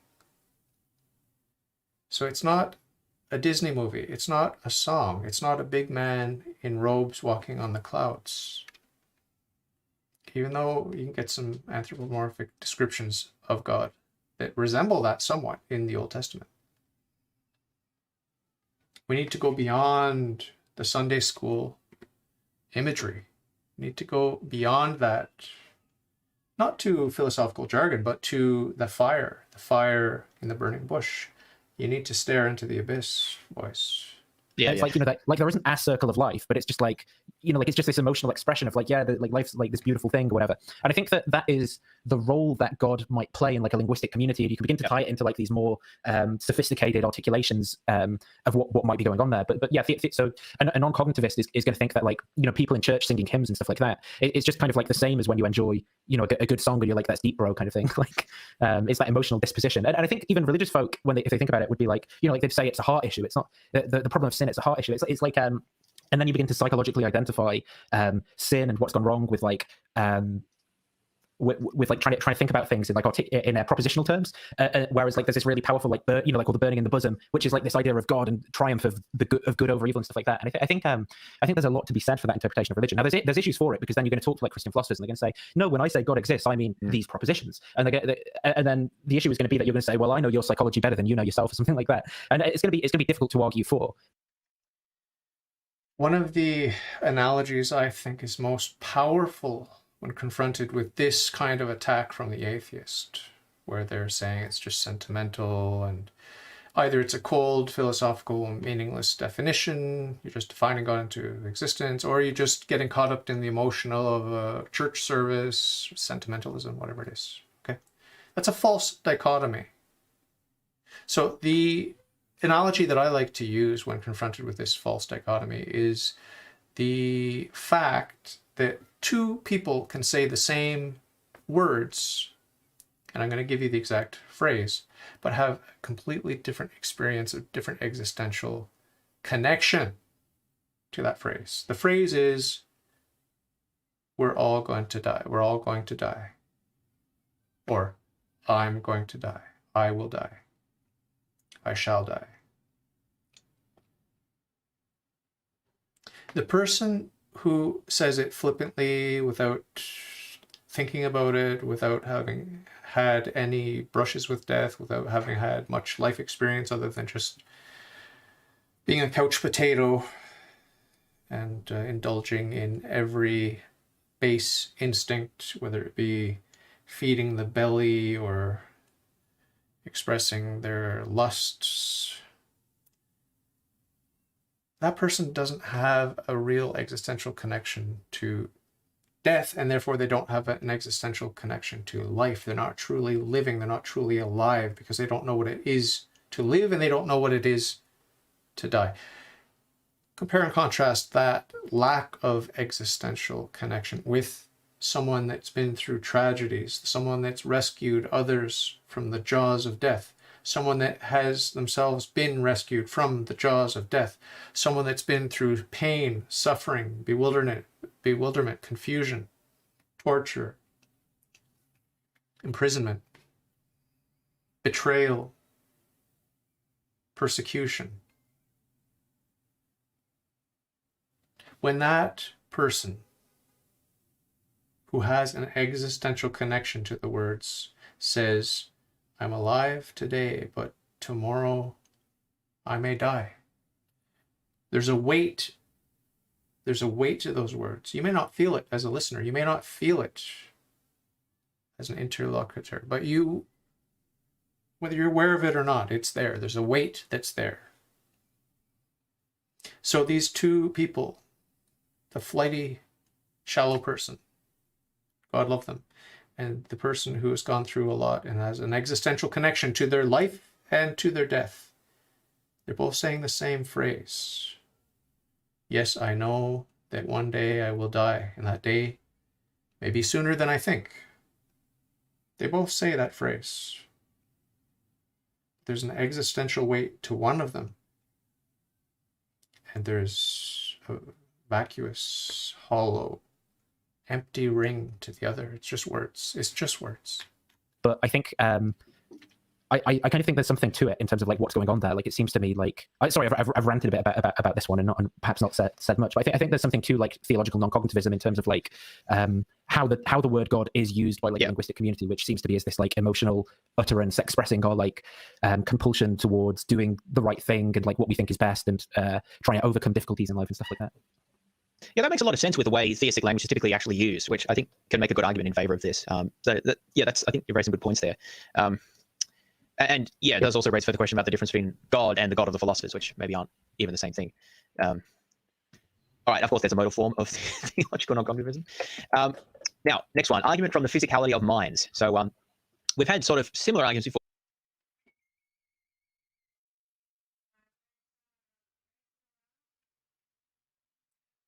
One moment, I'll just let this play. I'll be right back. Orbit. This is a bit differently formulated. This is from Unreasonable Faith, this one. Minds require a physical substrate. God is purported to be a mind without a physical substrate, therefore God does not exist. Yeah, not this exact form, but I do raise this point against the possibility of substance dualism. So all minds that we know do require this physical substrate, so there's a lot of evidence that you can give in favor of one, and theists agree with two, pretty much all theists at least. And so again, the argument is this same Craigian thing again. The argument is valid. Premise 2 is widely accepted, so everything hinges on 1. Premise 1 is more plausible than false, therefore it follows logically and inescapably that God does not exist. You see how easy it is to play this game? I can do this all day. We're only on 79 here. I can do this all day. In fact, we are going to do this all day. We are going to do it all day. Oh dear. Modal. Oops. Hang on. Step back. Modal formulation. So it is possibly necessary that minds require a physical substrate. It is possible that minds require a physical substrate by S5, therefore minds require a physical substrate. God is born to be a mind without a physical substrate, so he does not exist. And again, so one is even weaker. This one is even weaker than the previous first premise. So it's even more plausible.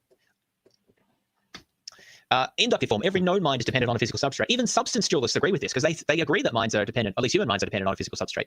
But if every known mind is, and God is claimed to be one that doesn't have a physical substrate, we've got strong inductive evidence that there is no such mind. And finally, the abductive version, every known mind is dependent on a physical substrate. The best explanation of why every known mind is dependent on a physical substrate is that all mind, there is no such mind. Let's back up just a little bit. I was just saying goodbye to my lovely wife there.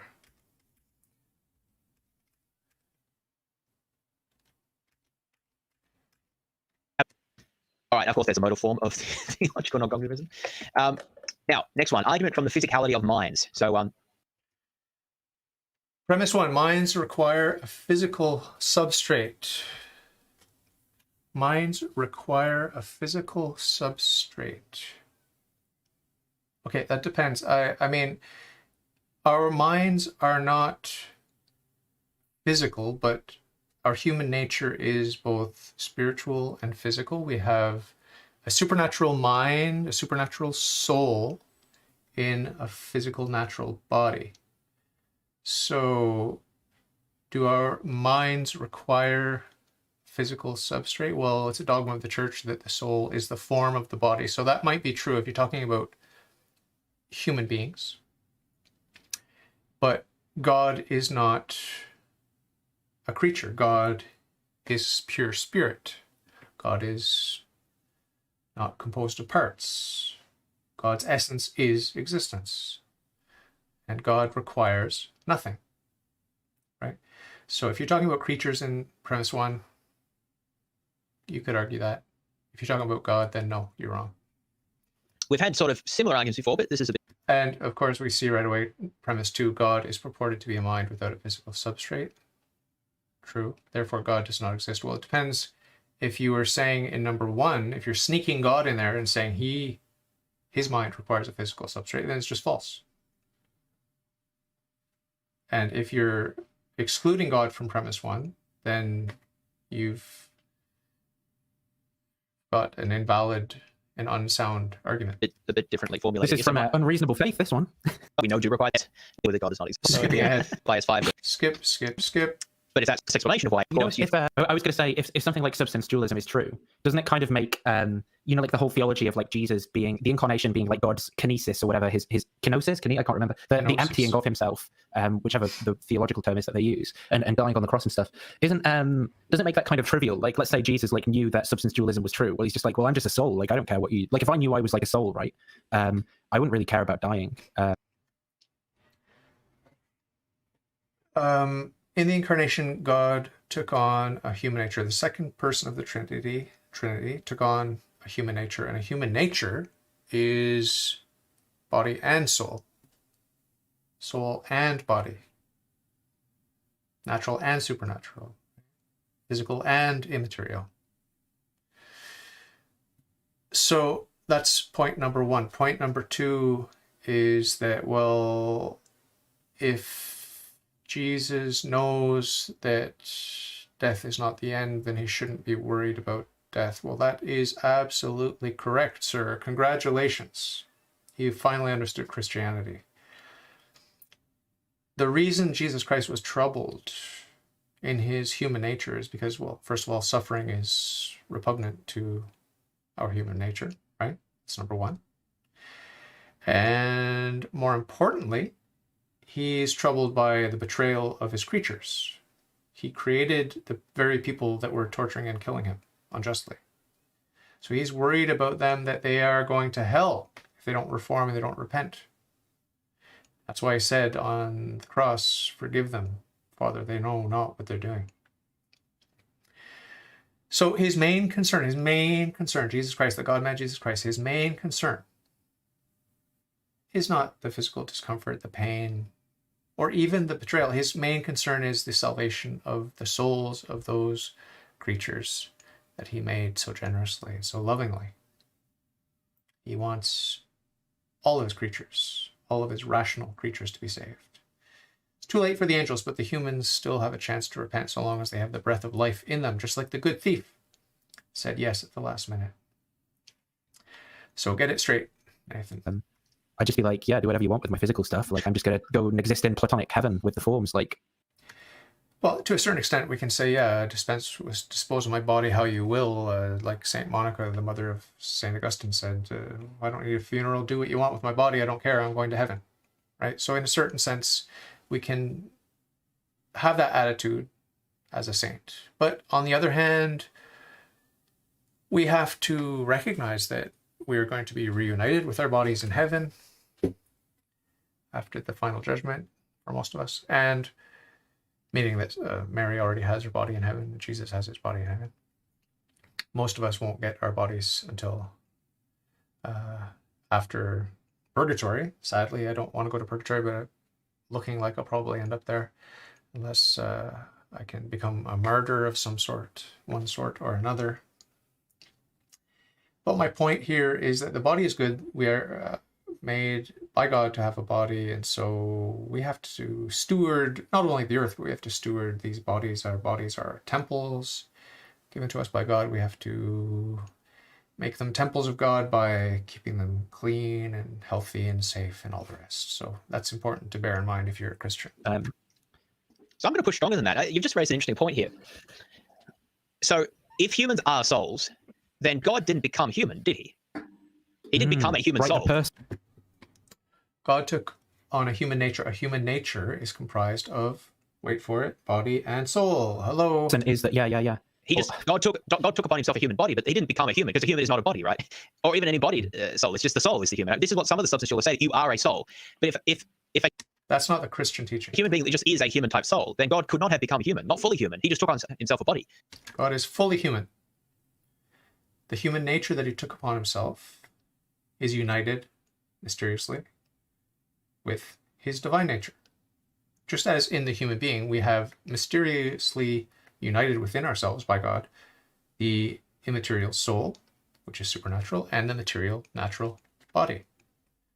We don't understand that, but we know that it's the case by natural light of reason. There are some Catholic saints and philosophers and theologists, even the saints, some of them, like famously Blessed John Duns Scotus, who is unwilling to say that we can know with certainty by the light of natural reason without recourse to faith that the soul is immortal, that this is a question of faith. We can't reason to it, but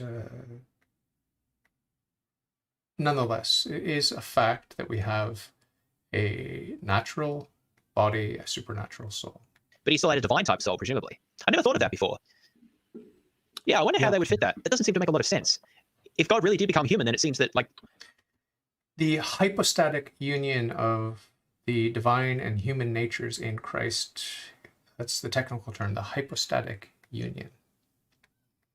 And there's another sort of strong analogy that's made in the Blessed Virgin Mary because of her unity, her proximity, and intimacy with the God-man, Jesus Christ. There's, I believe it was Saint Maximilian Kolbe who emphasized this hypostatic union that exists in Mary.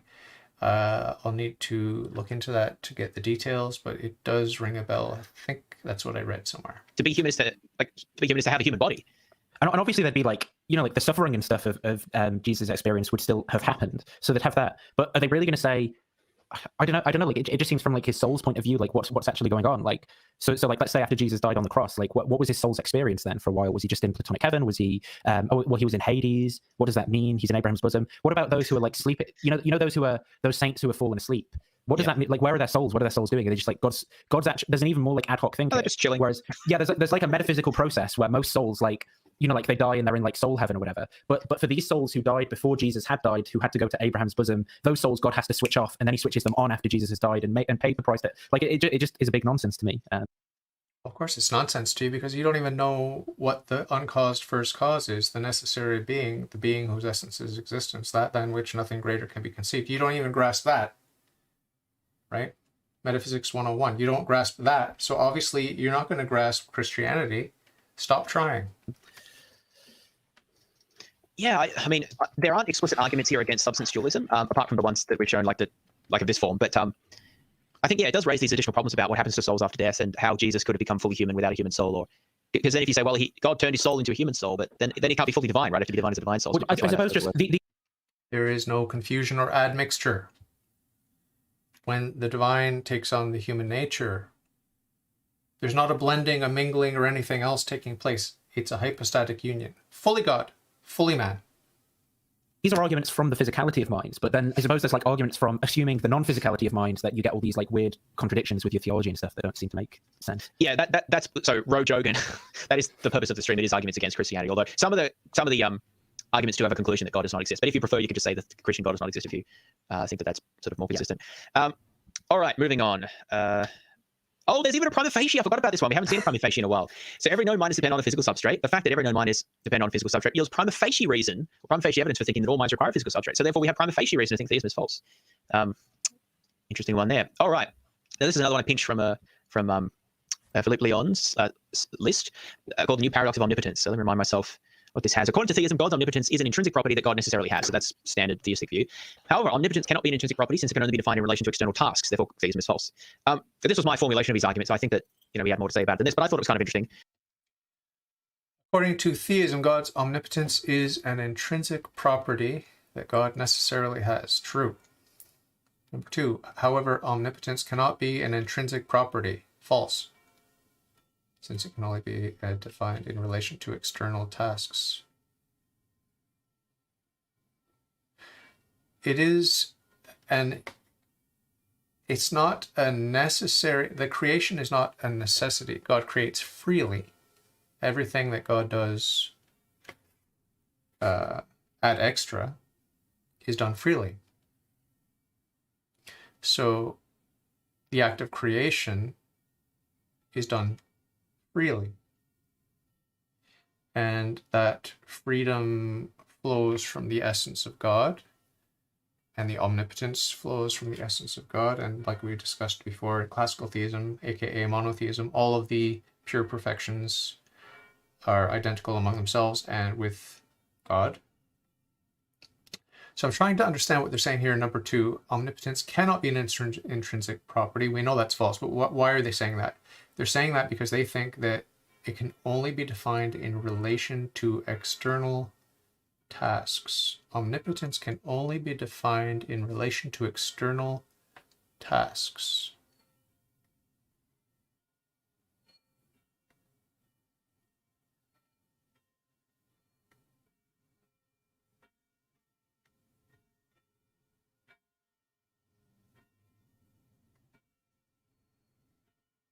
So I'm not sure why they're saying this, what they think they're accomplishing by saying this. I'll have to go away and think about it. But one thing is certain. This argument falls apart regardless of the fact that I don't understand what they're saying in number 2. I don't understand that. I'll need to think about that. But regardless of that, we know that it's the case that one is true. And we know that it's the case that God creates external to himself freely from his omnipotence. We know that. We know that with certainty. It's the way that philosophers like St. Justin Martyr came to be monotheists, by the fact that we can know with certainty, by the light of natural reason, without recourse to faith, that God is omnipotent and that he created freely everything that is contingent. So we know this is false. I'm going to have to think about number 2. Super chats are on. Excellent. So looking forward to all those big donors to support all. I'm just kidding. I mean, if you want to donate, feel free to, but that's not really the point of these streams. Although, if you want to make early trace left debate, These arguments, like it's not happening. It's not happening in denial. Bad Apologetics, episode 360. We're still not raptured. Oh dear. Yeah, so I think premise 2 is interesting here because if omnipotence is supposed to be intrinsic, how can you understand it without referring to anything outside? Like omnipotence is the ability to do all of these things, but those things are not internal to God. Any thoughts on this, Nathan? You could say no. Well, not at the moment. I'm searching my like. Well, I don't know if I've got COVID. My disease riddled mind, both in the mental health and the viral sense. Well, what about in the atheism sense? Yeah, or in the sin sense, agnosticism or non-cognitivist theism or whatever it is. Omnipotence cannot be an intrinsic property since it can only be defined in relation to external tests. Yeah, I don't know. I guess maybe. I mean, because there aren't really any constraints on the kind of like speculative theology that theists engage in. I guess they could like come up with, like with some description of like a state of affairs, maybe where it works. But I think I'm broadly in agreement with it, right? Oh, but then the burden is on the theist to provide an account that avoids this premise here. And unless and until they do that, I think that we can hold firmly to the conclusion here. Yeah. I think this is the first time they've stumped me. This is an interesting, this is the first time they've given me something to think about. So I appreciate that, boys. How can we say that God is omnipotent and that that's an intrinsic attribute? Well, all of his attributes are intrinsic. But how can we say that given the fact that his omnipotence can only manifest in external tasks? His omnipotence only manifests ad extra. I'm going to think about that. I'm curious what the church says about this. What do the philosophers, the faithful Catholic philosophers, say about this? This is interesting. I'm going to have to think about this. I don't feel threatened by it because nothing can change the fact that the contingent implies the necessary and the caused implies the uncaused. So nothing can rock my faith in God, and this is an attack against God. So zero threat level here, zero threat level, but there is some interest being sparked in this philosophical question. What is it about omnipotence? God's omnipotence.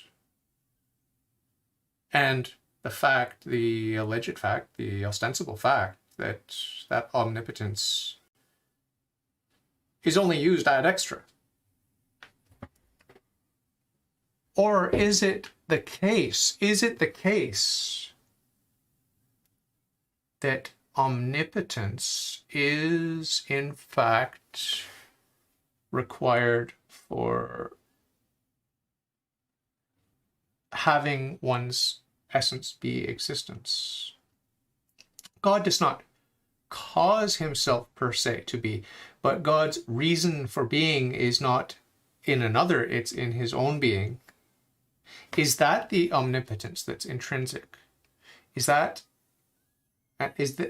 act of being of God, is that an act of omnipotence? Well, yes, because all of the attributes of God are identical among themselves and with God. Omnipotence is being, right? God is absolutely. So I think I've unraveled number 2 now. I didn't have to go away and think about it. I've unraveled number 2. I've dismantled number 2.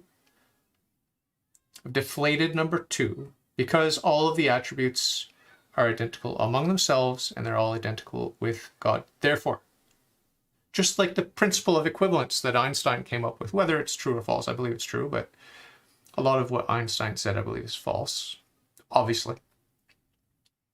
But much like that E equals mc squared, matter is energy. It just is energy. We can neither create nor destroy, according to the first law of thermodynamics. And I studied physics. I believe in the 3 laws of thermodynamics. I don't believe in them absolutely, but they may be immutable laws of nature. I don't know. That's my hunch. I can't prove it. But just as we have the principle of equivalence, where matter can be neither created nor destroyed according to the first law of thermodynamics, therefore there's just a change from one state to another, matter, energy, matter to energy, energy to matter. It's also the case that truth is justice, and justice is beauty, and beauty is health, and health is goodness, and goodness is unity, and so on and so forth. That's just the way it is in the life of God. It's just the way it is. So I'm not going to have to go off and think about this. I think I've understood it now. Omnipotence is an intrinsic property of God, and it's identical with his being, which is its own reason, right? According to the principle of sufficient reason, one can have one's being in oneself, aka God, or from another, aka creature. So that's it. I don't have any homework assignment for this one. We can move on. Yeah. Paradox of omniscience. So this is an interesting one. It is impossible to fully know what it is like to experience something without having the corresponding first-person experience. Now, this is a premise that many theists will make because they use this as an argument for dualism or non-materiality of mind. Right. Yeah. Now, but God has never committed a sin, so therefore God does not know what it's like to sin. But theism claims God knows everything, therefore theism is false. This is a fun one. This is false. God. Okay, let's go through one by one. Number 1, it is impossible to fully know what it is like to experience something without having the corresponding first-person experience. I would weakly, possibly, maybe agree with that, but it's irrelevant because we've got other fish to fry here. Number 2, God has never committed a sin. That is absolutely true. Number 3, God does not know what it is like to sin.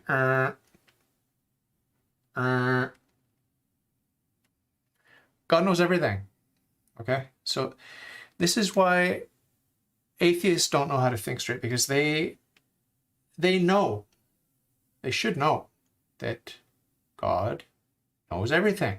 This is not rocket science. So God knows everything. So why are you putting a statement here, number 3, God does not know what it's like to sin? God knows what it's like to sin. God knows me, my behavior, my actions, my attitudes better than I do. Right? God has been there in my deepest, darkest, secret sexual sins, masturbation, whatever it was. Okay? God was there with me. He knows it better than I do. Okay? He's not bashful and shy about masturbation or defecation or rape, murder, whatever. Whatever his creatures get up to. The sickest wars, violence, sexual perversion. God is there experiencing all of it in his own way, in a way that is superior to our way. Our way is finite, clumsy, forgetful, and we're not really experiencing it fully. God knows everything about every creature's experience.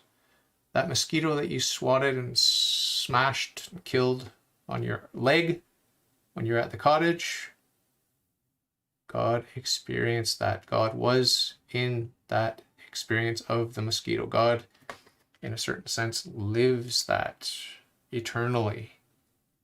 The life of that one mosquito, his history, where did he come from, what were his parents like, and so on and so forth. Okay? God loves that mosquito.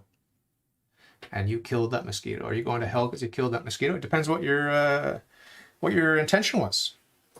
Did you have goodwill? Or were you confused and you thought you were murdering a sentient being that was free and rational? When I kill a mosquito, I feel a little bit bad. But I know the mosquito is just a pest. It's guaranteed to go to heaven if that's what God wants. Will not go to hell, guaranteed. If there are mosquitoes in heaven, they will not be annoying. They will not be pests. They will not be vectors for disease. And they will not be weaponized by sick and demonic overlords of this sick and demonic planet. They will not be weaponized in heaven. Do you understand that? My hunch is that there will be mosquitoes in heaven. That's my hunch. And they'll be very cute. And we can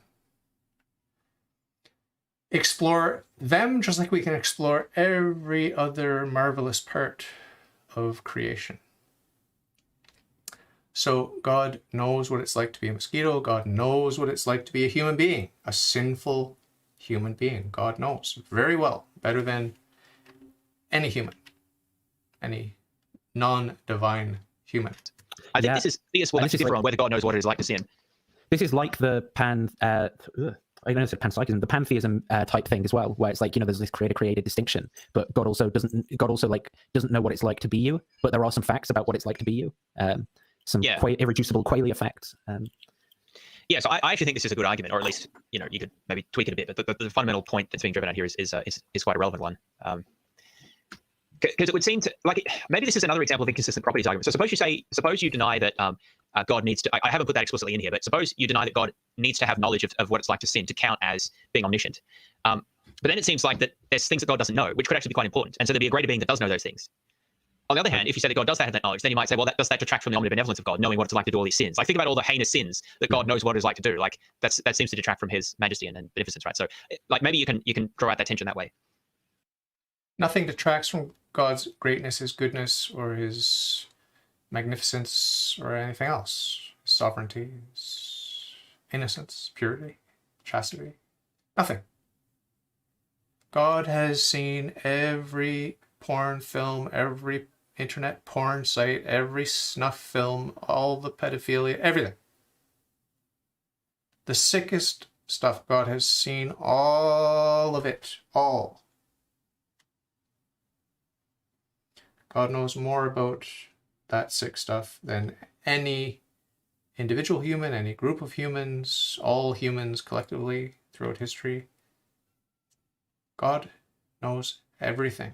He's not contaminated by the sick and evil perversion of his creatures. Because guess what? Everything is ontologically good. Everything.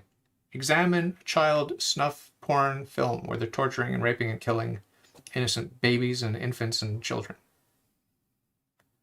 Everything about it is ontologically good. It's falling away. The way that it's done is wrong.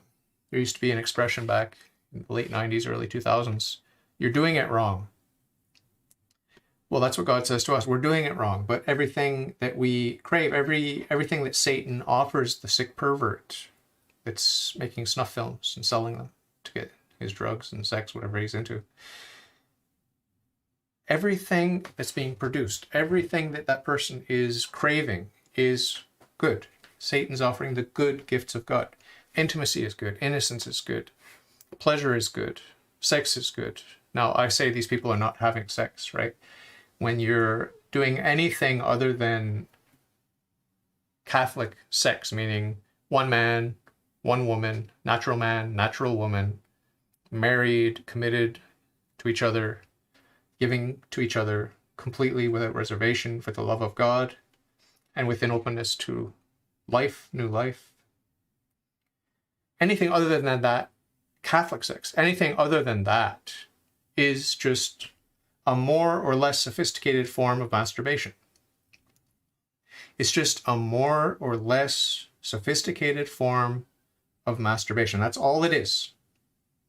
We have fancy names for it. Oh, he's an adulterer because he was married and he went and slept with someone else. Or he wasn't married, but he had sex with someone that was married. Or this guy's a homosexual because he has sex with other men.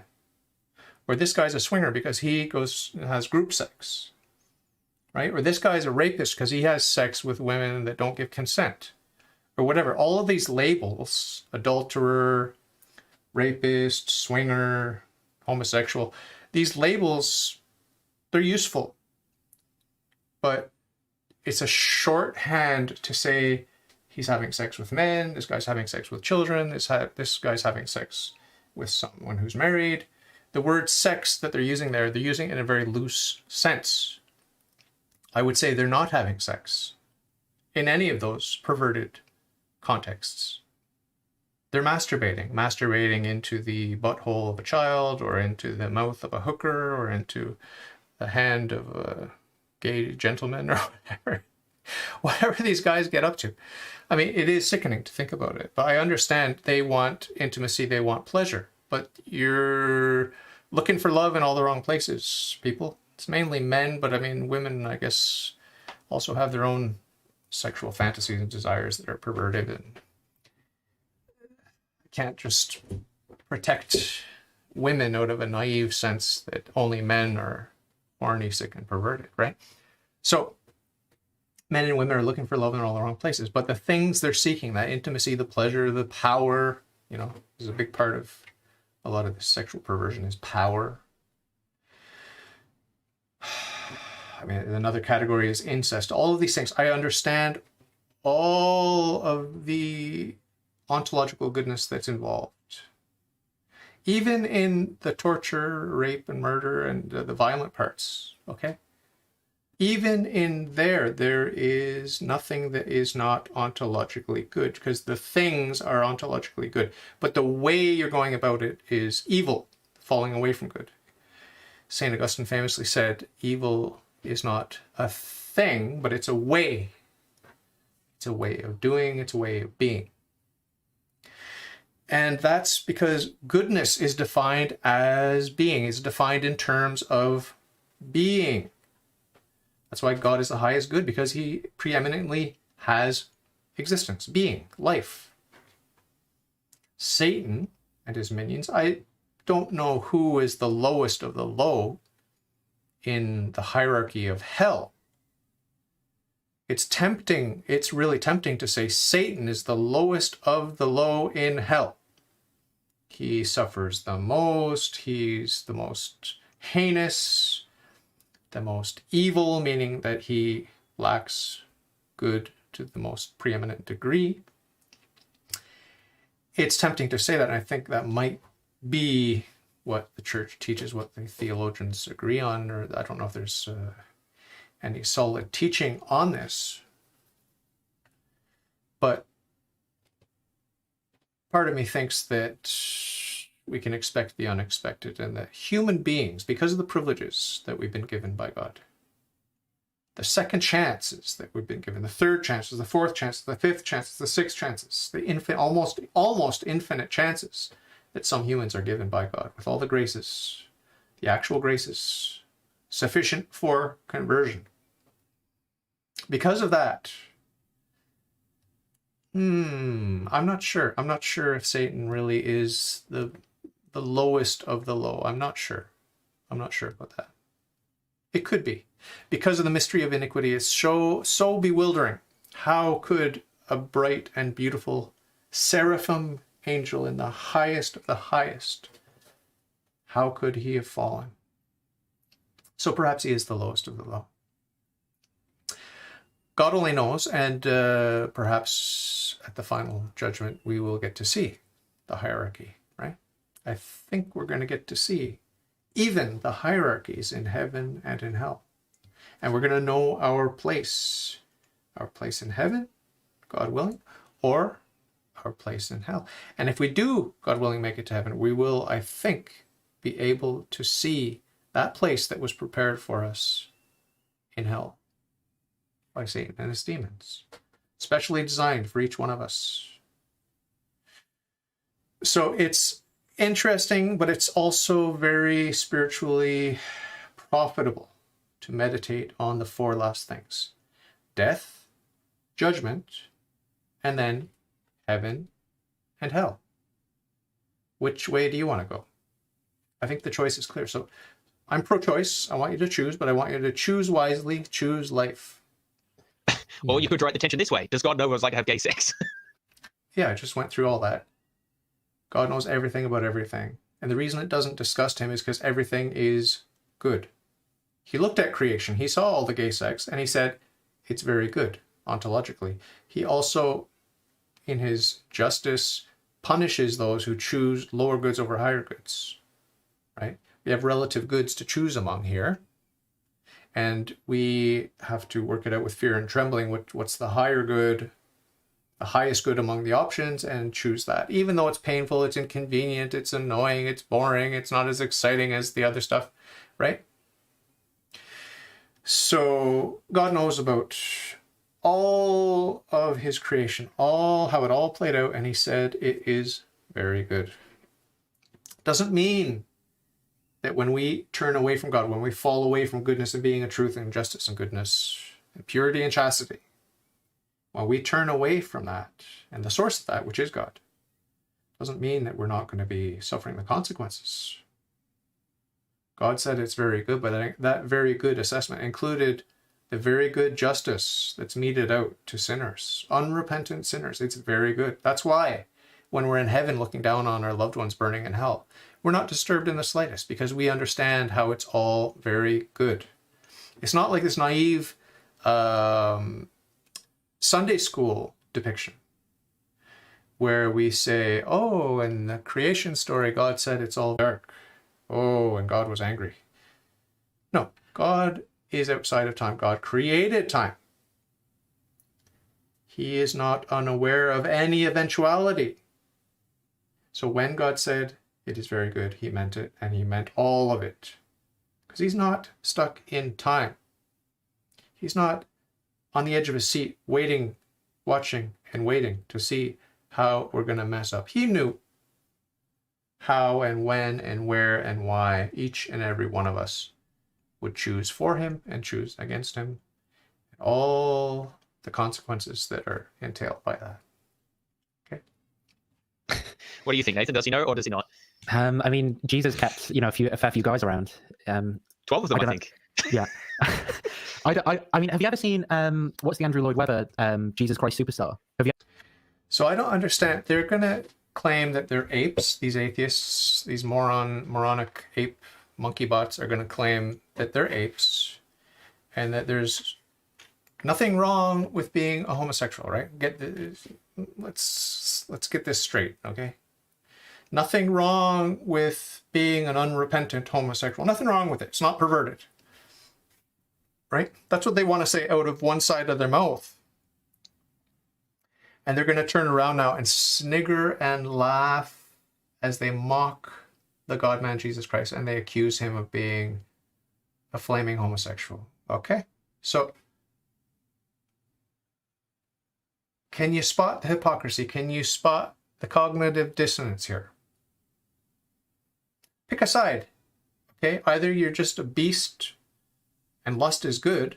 Doesn't matter, a hole is a hole is a hole is a hole is a hole. And masturbation and porn and prostitution and abortion and gay sex and all this stuff is just healthy and good. It's women's health and it's men's health and it's all just natural and good and the apes do it so we can do it too. Or you think it's worth giggling about the prospect that Jesus Christ might have been having gay sex with his 12 apostles. Like which way do you want to go with this? Because you're an atheist. You can do whatever you want. Okay? Your only dogma is it is what it is. So go to town one way or the other.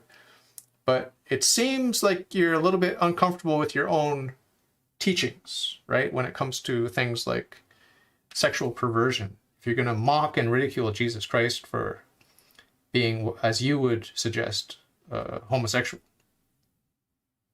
while defending the dignity of sodomy, right?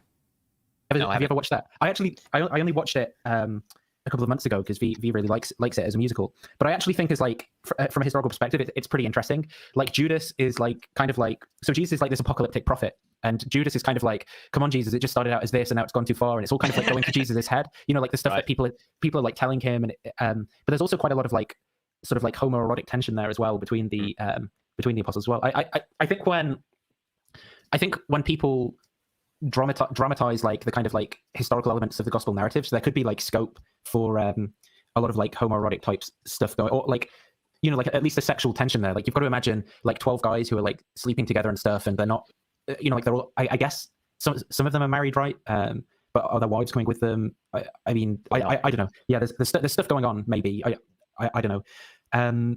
In terms of, this is also one of the things, the objections that Muslims raise against Christianity and the incarnation is the like, does God know, you know, like God knows what it's like to like wipe his ass and stuff, and like God poos and stuff like that. Is it a sin to excrete the undigested parts of your meal? I mean, is that a sin? I don't understand. I don't understand the, like, it's okay to sodomize your fellow man, male or female. That's okay, according to you, right? Your worldview. But it's not okay to excrete the waste products from the food that you take in. How is that sinful? Especially given the fact that not only do you not have a choice, but if you, for some reason, are unable to excrete the waste products, you're going to die from that fact, right? So do you love truth? Do you love justice? Do you love beauty? Do you love health? Because it doesn't sound like it. Not reading that one out. You can enjoy that watching the video. I know some people have said they want me to read out chats more often, but I guess it's kind of crude, right? It's kind of crude, but I do think that doing stuff like this goes away to kind of like destigmatizing like being gay and stuff like that. Because I genuinely. Oh, here he goes with the apologetics. Like, oh, I think there's nothing wrong with being gay. Right? You're just giggling like a schoolboy, talking about how crude and crass it is to suggest that Jesus was a homosexual and he took a dump and wiped his ass, right? Like you're like a child, giddy with your puerile rebellion, giddy and proud of your little jokes. And now you're going to launch into a defense of sodomy. Watch this. I don't think there's anything wrong with it. And if I were from first principles to try and figure out what a God would be like why would it be like a slur to be like, is that God gay? Like, why would that be off the table? Yeah, and not just that, but destigmatizes asking serious theological questions as well. That a lot of people just like, oh, it's impolite to ask about that. Well, right. I mean, maybe in certain contexts it might be, but not in this sort of stream. So we're asking the question. So I think it's valid. It's not impolite. It's a dogma of the Catholic Church, and I think that monotheists everywhere agree that sodomy is wrong, adultery is wrong, rape is wrong, all these things are wrong. Right? Why? Because we have a nature, we have a human nature, and men are men. They were created with a male nature and a male physiology, anatomy, and women likewise with their women physiology and anatomy, and the female nature, right? Different roles, different responsibilities, and this is undeniable. So when we think about marriage, the family, intimacy, sex, childbearing, raising children in the family, educating the children, it all becomes rather useless and completely undermined if you start divorcing love from pleasure, right? You start divorcing that. The unity of man and woman, and the ability and the openness to life which comes with procreation. When you start divorcing those two things through contraception, through abortion, which is just an elaborate and demonic form of contraception, I guess, then the whole question becomes moot about intimacy and about marriage, the family, children. I mean, I've always said that there is absolutely no basis for the atheist to argue against, well, obviously to argue against anything because arguments imply God, but just on the surface level, if you're going to argue against male on male incest, father and son, grandfather and grandchild, they claim to love each other. They claim that the pleasure is good. They claim that they gave consent. They claim that it was wonderful in every way, shape, and form. And there's zero risk of birth defects, even though they're related. Why? Because a man cannot impregnate a man. Hello? Right? So why is it taboo? Tell me, why is it taboo for father and son?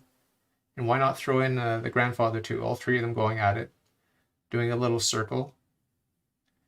And they're sodomizing each other and engaging in all kinds of quote unquote pleasure. What's wrong with that? Tell me. As an atheist, tell me what's wrong with that.